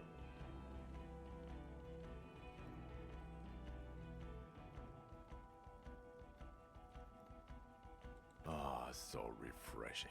He just admits it. Thank you for your honesty. Thank you for destroying 45,000 real of police property that's coming out of everyone's payslip. It doesn't matter. Your badge, Harry. Show me your badge. I got my badge right here. In a rush to demonstrate your badge, your eager fingers can't sustain a grip on the smooth plastic, and the badge slips out of your hand. Catch it. You're kidding me. Damn it. You juggle the badge for a second, unsuccessfully, and it lands on the ground, some 2 meters away. Ouch! You strained your elbow trying to catch that stupid thing. Damn it. He found it. He found it, Jean. It's his badge. And your gun? As if having your badge and gun are natural states, not achievements. Gun. Yeah, you don't have that. Maybe you can philosophize your way out of it. I upgraded my gun to a rifle. Upgraded it. I don't care about your weapon mania, Harry. I only care about your official sidearm, which you lost.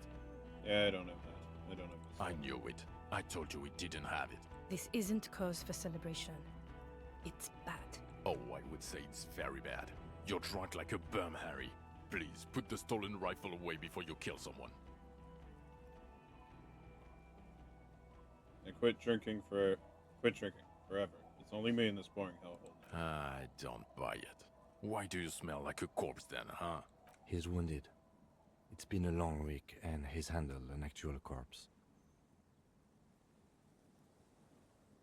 No idea what you're smelling. I've washed the death off me. The man doesn't reply, but his expression speaks for him. You should have done a better job, is what it's saying. Yeah, I've handled an actual I don't believe you. You're drunk. You let a suspect escape, a certain Roby, because you were too drunk to take her in. We've read the reports, Harry. Lieutenant Kitsohagis. We know.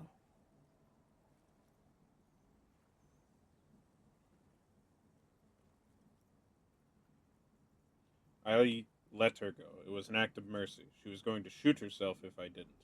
Oh, well. If you let her go. I'm not even gonna get into the 80 other suspects you haven't brought in.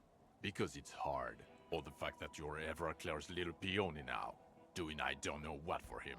That's small-time stuff. That's nothing. That's a humorous anecdote compared to the 7 people who were gunned down. The streets are literally red with blood, Harry.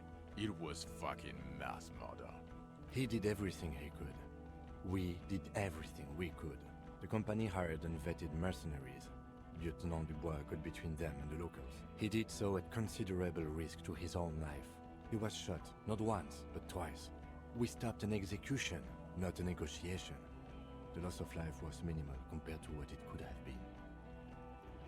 I solved the case. It's solved. All of it. Detective, it's better if I do that.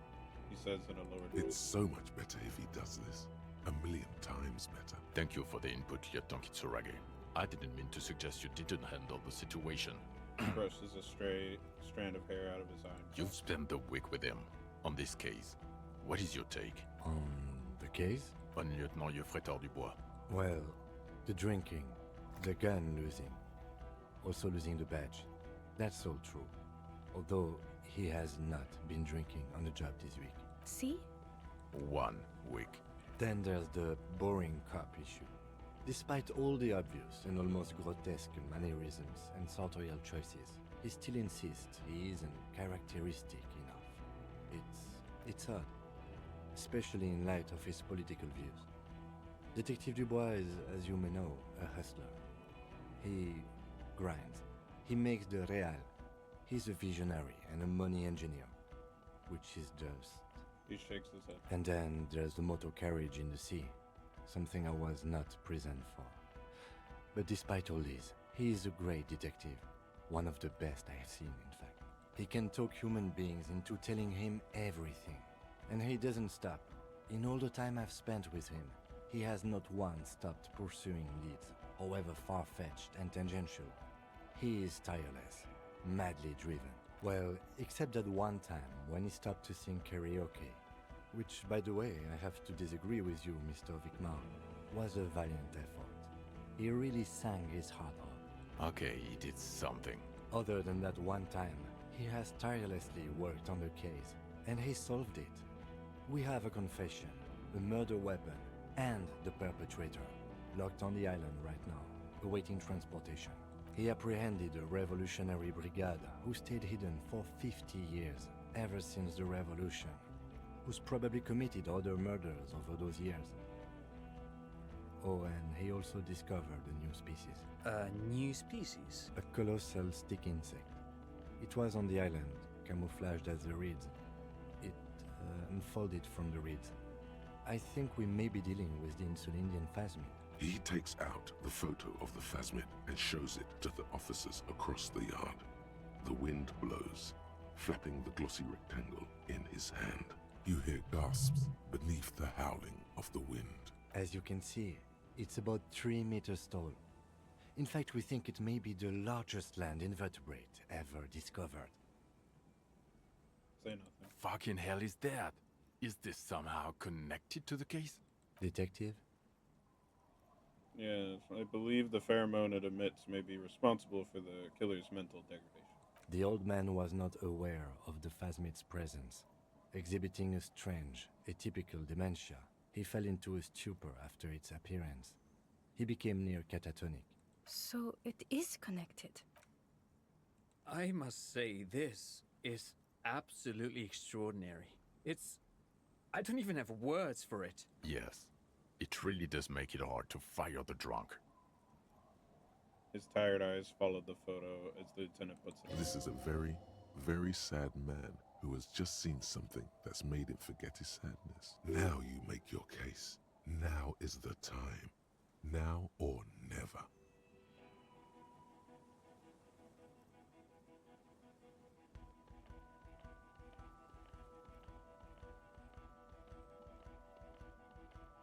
There was also a dead man on the boardwalk, a missing person I found. Yes. Fallen through a gap in a boardwalk. Drunk. How'd you know I found? The body was transported to Precinct 41, our morgue. I had Tilbrook and Mullins take care of funeral arrangements and family stuff. You're not the only cop in the world, Harry. This all comes back to us. Still, good work with the missing person, Detective. The killer, Lilianovich Strauss, we have a strong motive for him. Lilianovich. A revolutionary matronym. A revolutionary metronym? The custom started in Grad, where they have patronyms. Krasovich, Lasovich, etc. The revolutionaries saw this as a chauvinist atavism, so they used matronyms, derived from the mother's name instead. This game reminds me of my parents' divorce, a certified classic. Damn. Damn, Kralo. Damn. Yeah, this game is... it's something. This man's mother was Lilian, his Lilian's son, Lilianovich. The custom was overturned after the revolution failed, but not before it made it to Revachol. Alright. So, it is what a soldier of the ICM would be called. Thank you, Trant. Thank you for that piece of cultural theory. You said you have a motive? Of course, excuse me, I just thought it was noteworthy. He wasn't quite sure about the straggler before he heard this detail.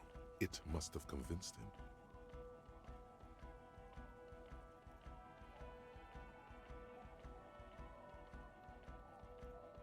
Killed the mercenary hoping to start a war between the company and the union. And it worked? He got a war going? Yes, until we stopped it. He saw the mercenary as an ennemi combattant. There's plenty for prosecution to pick from, as far as motive is concerned. Also, we have ballistics from the gun, matching the bullet found in the dead mercenary's head, and 2 officers on the scene that Mr. Dross confessed to. It's a clean win. Oh, it's way more than that.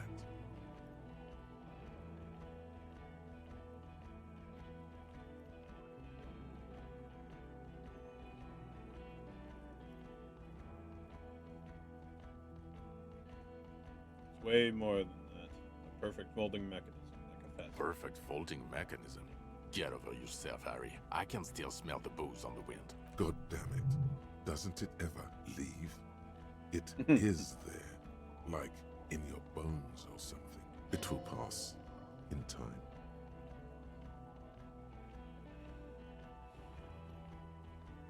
We didn't get a clean moat one out of that one. Also looked into the mystery of the doomed commercial area. I don't know what a doomed commercial area is. Ruined Descent, Glissant 10. A commercial building where all businesses go bankrupt. I looked into Why? That's not what you were supposed to do here. There was a fridge we needed and a possible witness. He was just chasing a lead and ended up advising a local shopkeeper. It was okay. Of course. Call it community outreach, right? Dodged the bullet there. For a moment, it seemed like you were just wasting time. I can maybe talk about this one, but I don't have a strong nail on it. But I'll take it. This is a conversation for when we are no longer out in the open. In Martinez, where Evrart and Edgar Clare have ears everywhere. Lieutenant Lewis' And eyes, too. Understood. I would prefer not to partake in anything union-related, for political... This has to be good stuff for him to backpedal out of it at first mention. Good, I mentioned it. So what do you say? Wanna take this hot shit back? I don't want to, but you discovered a new species and solved the murder. He shrugged. So I have to. Jude? Anything that ends the trial is okay with me. A quick nod. Agreed. The public relations potential of this is too valuable to let go. Okay. We have vehicles in the square, and the perpetrator needs to be taken into custody. Let's go. Wait, I have a few questions before we go about who I am. The man looks westward, impatiently, jingling his car keys in his pocket. Okay, am I a dirty cop working for La Puta Madre? No. No, because the suspect seems You're too unstable to work for a mob boss. You're suicidal, Harry. No mob boss would take you. I assure you, I wouldn't consult for a corrupt unit. He would immediately backpedal out of it. True. I told you it's not that bad. The Phasmid, I need to tell Lena about this ASAP. Who is Lena? She lives at 1113 Tabernacle Road in Jamrock. Remember? A cryptozoologist. He lives in Jamrock on Tabernacle Road. She told me about this. Tabernacle?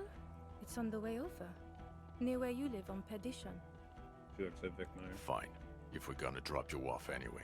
She and her husband were conducting the search for the Phasmid. It's their discovery, in part. They should know as soon as possible. It would do you good to deliver some positive news for a change. Who am I? Who are you?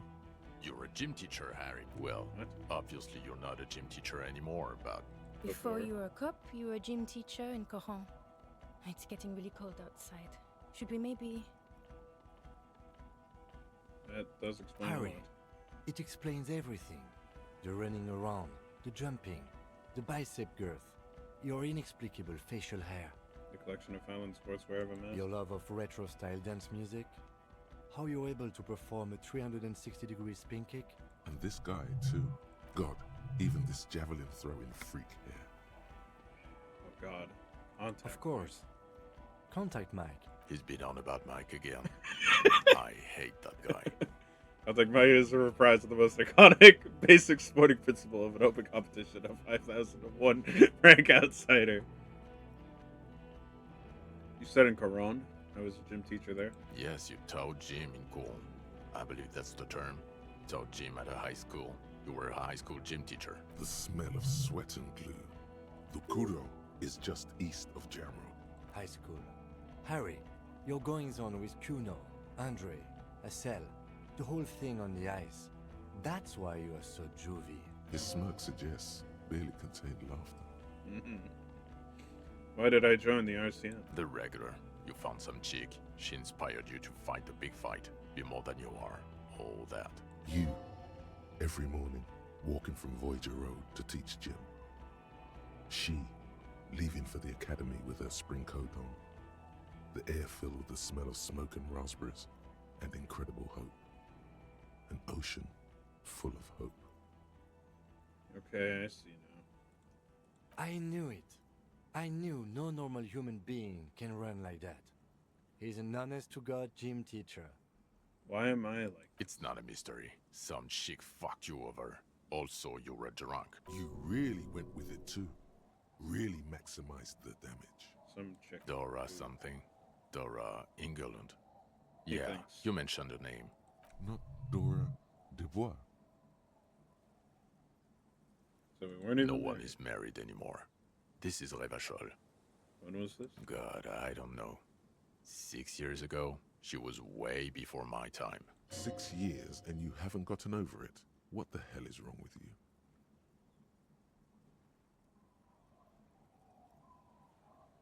Six years? Yeah, or 7. You're not doing too good there. It's an old man thing. 2 old years equals 1 normal year. That and Dora England really tore you a new one. A big one. Who was she? Incredibly bangable. No, what I meant was, what did she... She was incredibly fuckable. A beautiful bourgeois woman. Snow Welkin. Why would you mention a Welkin? Pain Welkin. I've only seen a picture, but it's obvious you formed a real spiritual connection with how pretty she was. One you never recuperated from. Look, the sun is about to go down. It's time to go. I think she taught in the Académie des Arts, east of the river. Way east. Hard to say which came first, the middle-class chick or the drink. Egg and the chicken kind of thing. My point is, you need to see a psychiatrist about this shit. Not a psychologist. Several degrees harder. Is there something harder than a psychiatrist? A forensic psychiatrist? Go talk to that. In other words, he's heard enough about this. Lieutenant Kitsuragi, what will you do now? Well, first I will go back to my station and write the most detailed report anyone has ever seen. It will have to be good to cover all these. Then I will have a serious talk with my captain. About what? Detective, we just stopped a small-scale war. Something is happening to Revachol. He pulls up his collar, looks around, the cold spring light reflected in the lenses of his glasses. I don't know what yet, but it's going to be a hard spring for the RCM. We need to get ready, infiltrate, investigate. And to do that at Station Talk to 41? Captain Price? I'd rather not ruffle the feathers of 2 captains with my doom-mongering. Oh, I meant investigate. Come work with Precinct 41. Work with Price? I'm flattered, but I don't know if I... This truly came as a surprise to him. Not a bad one, but he's at a loss. Flattered? You're Lieutenant Kitsuragi. We would be flattered if you even considered. I would have to tie things up in GRIH first. But, I mean, whatever is coming, Jamrock will be more central to it than the harbor. Lieutenant turns very serious all of a sudden. And we also have a huge caseload, Lieutenant. Piles that we need to get back to. Mountains, even. I do agree with you. Ah! He returns her smile. Fucking hate the Epic Game Store loud ass noise. He's really considering it. Precinct 41, what kind of station? Us? We're the bloody murder station, haven't you heard? We're the bad guys. No one likes us. That's not true. Jamrock is too big for one precinct. You are just understaffed, and everyone respects the 41st. You have Captain Price. Thank you, Lieutenant. You're being kind. It is an understaffed station and the district is too big, which is why we need to... He tilts his head northward. Get back to it. We left Torsen and McLean to run the Sea Wing. It's not good. Torsen and McLean? Mac the Torso Torsen and Chester McLean.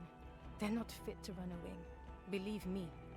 Things are shaky as it is. They are damn iconic, though. Torsen and McLean. An iconic duo, I take it? Yeah, not like us. Two clinically depressed old men. Where's the contrast here? We are garbage. And the Sea Wing is? God. There are 4 wings, Harry. A, B, C, and D. We're in C. It's made of losers and clock punchers. You and I reconceptualized it as a task force. It was a mistake. There's also a lot of outside help involved, not only me. Other losers too. He smiles. That made me smile. His joke. And Price Ptolemy is... Price? He's the son of the old Price, one of the founders of the RCM. He's one of the most highly regarded men in the force. You're lucky. Why? What? So I work in the Bloody Murder Station. Okay. It's not the bloody murder station. It's an old converted silk mill with green desk lamps and a coffee corner. A lot of good people work there. Hard. Every day. Jamrock is the largest ghetto in Rivershoal. Faubourg, technically, but it's divided into 11 districts. Jamrock only has us. The press will blow over. Jamrock is lucky to have you, and it's often considered to be the greatest of the districts. You're lucky to have it. Thank you again, Lieutenant. I'm ready. Good. Looks at you, then back. Fuck it, let's go. Tron brought his motor carriage. It's a 20-minute drive to Jamrock. Under the afternoon sky, the great district hums. A chessboard of wooden houses, 80,000 living souls, and chimney stacks. Fire traps as far as the eye can see. From Main Street to Precinct 41, to Boogie Street, forking into the snow-swept horizon. You close your eyes and hear the dogs bark. A lone woman sits by a factory window, dreaming of meteorite strikes. On Rue de Saint-Jérôme, a square bullet slides into a square-shaped chamber. In Old South, a man without eyelids smiles. Spring has come. It's time. Wonderful. Then can we please just go back to Jamrock now? The woman looks north.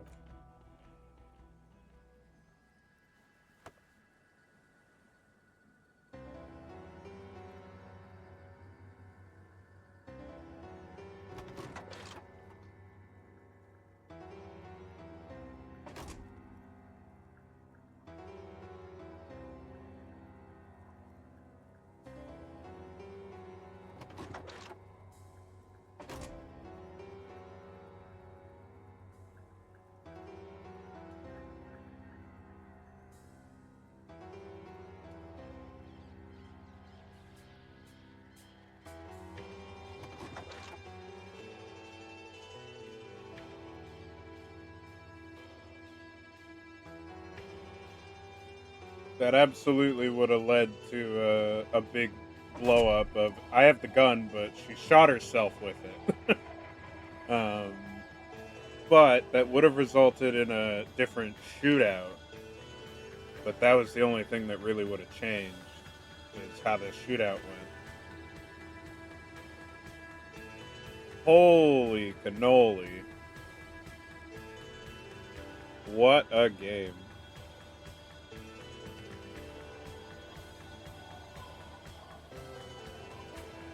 I was getting antsy. Obviously, I was getting antsy. I started skipping a lot of dialogue because I was just like, let's get through it. Come on. I know that this is not where all the dialogue is. I knew there was more. A lot more.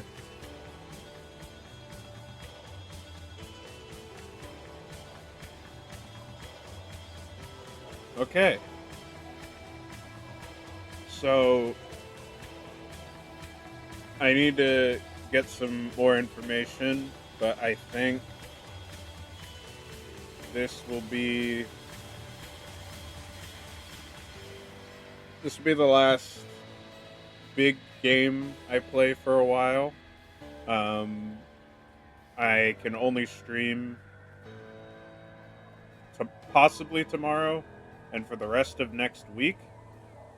But after that, I have to wait a whole month until I can possibly stream again. That's just my assumption. I think it's a pretty good assumption.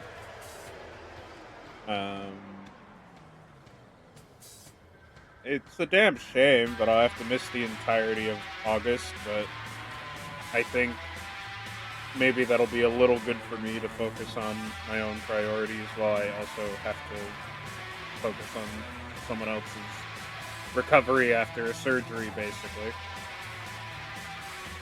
You know?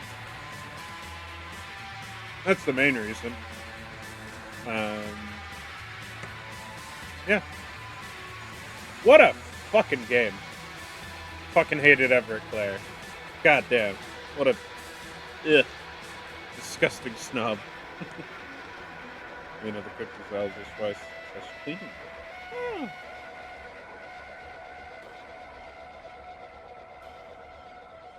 That's funny. Someone's name was Drouse, who was a voice for Measurehead. Oy vey. I feel bad, too, for the Hardy Boys. Ah, that's so weird. Is there a way to get the gun without Ruby dying?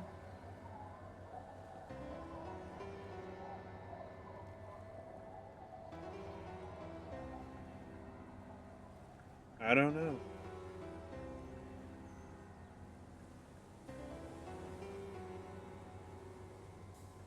I apparently should look up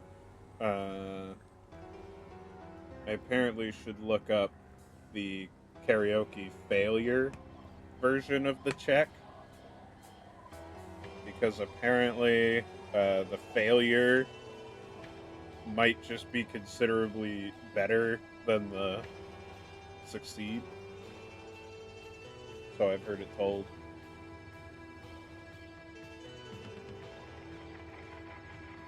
I wonder what was going on with the moral intern stuff. Like, I'll be honest, if I do roll back the save, I probably won't even do that part. I mean, I'll probably do it just because, like, the experience gain is pretty nice. And I got decently lucky. I got some low rolls that had no reason to succeed.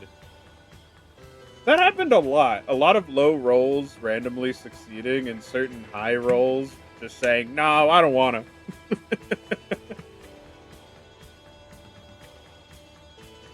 Ooh, please tell me there's like a results screen to show like past checks, averages. Give me numbers. I want numbers. That's what I want to see.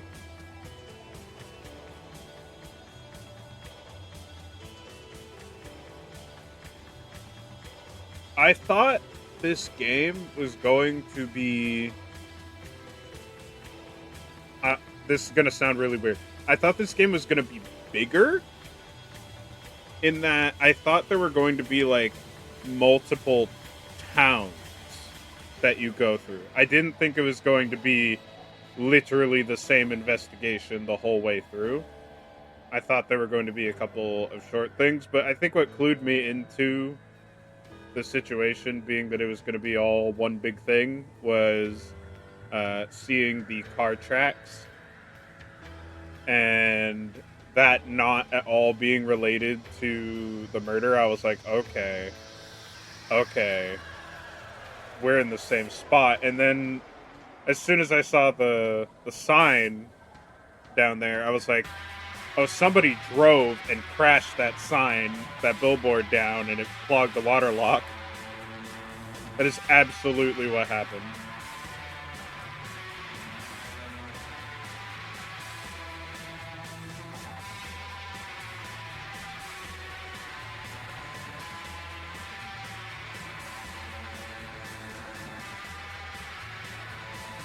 A replay of this game would be very interesting, because, like, you already know everything, but that doesn't mean Harry knows, and you can't use evidence you don't have.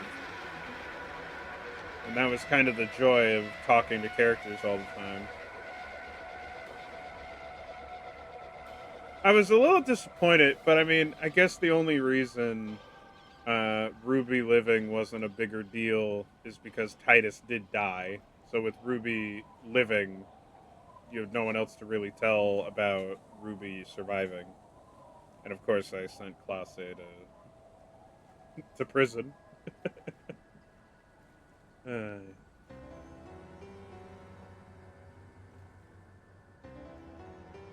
I do remember that. Kim Kitsuragi judging you, like, all the time. You pick up some drugs. But I never did them. I never drank on the job. It's just how it do. And I can't believe that the $3.97% alcohol that I bought from the random drunk, that had a check involved on a horse, on a statue horse. It's wild.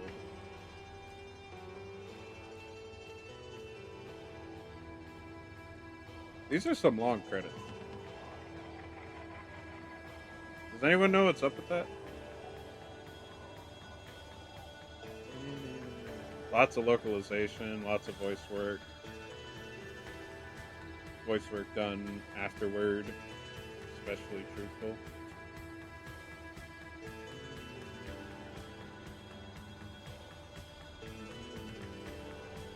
Oh?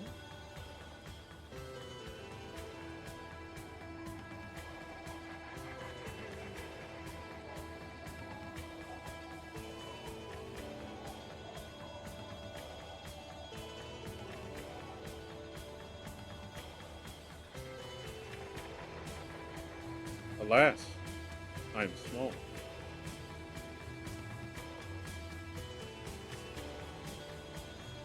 I'm looking who I potentially want to raid here, and I'm surprised. I thought I couldn't raid them before for some reason, but there they are. They're raidable. Raid into them like a truck. What pet do you possibly have? Yeah, I was gonna say there's nothing going on there. Not a thing.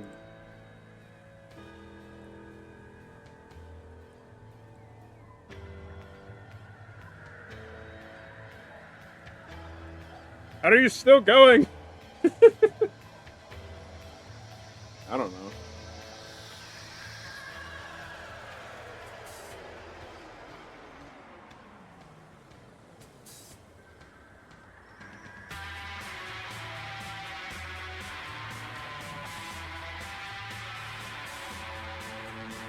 They'd have licenses for the font. Stress relief dog? Ziggy? Hell yeah. And everybody at Larian? What did Larian do to help with this?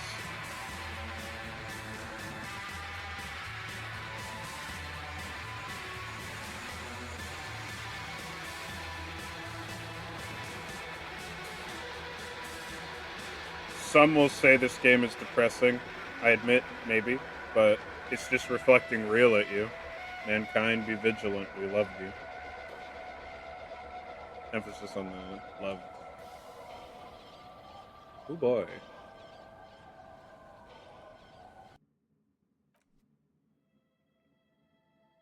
Damn, that's unfortunate. I was hoping for a results screen, like I said. But I guess, ending where we started, right here on a big old main menu. Nothing else to show for it. It just goes straight to the main menu. There's not even like a save your completed game file, no new game plus, so you just have some items. I guess if you showed up wearing a mercenary mask and armor, it'd be a bit freaking weird. That's alright. So, as for YouTube, thank you all so very much for watching, and I hope you have a good, wonderful rest of your day. Bye bye.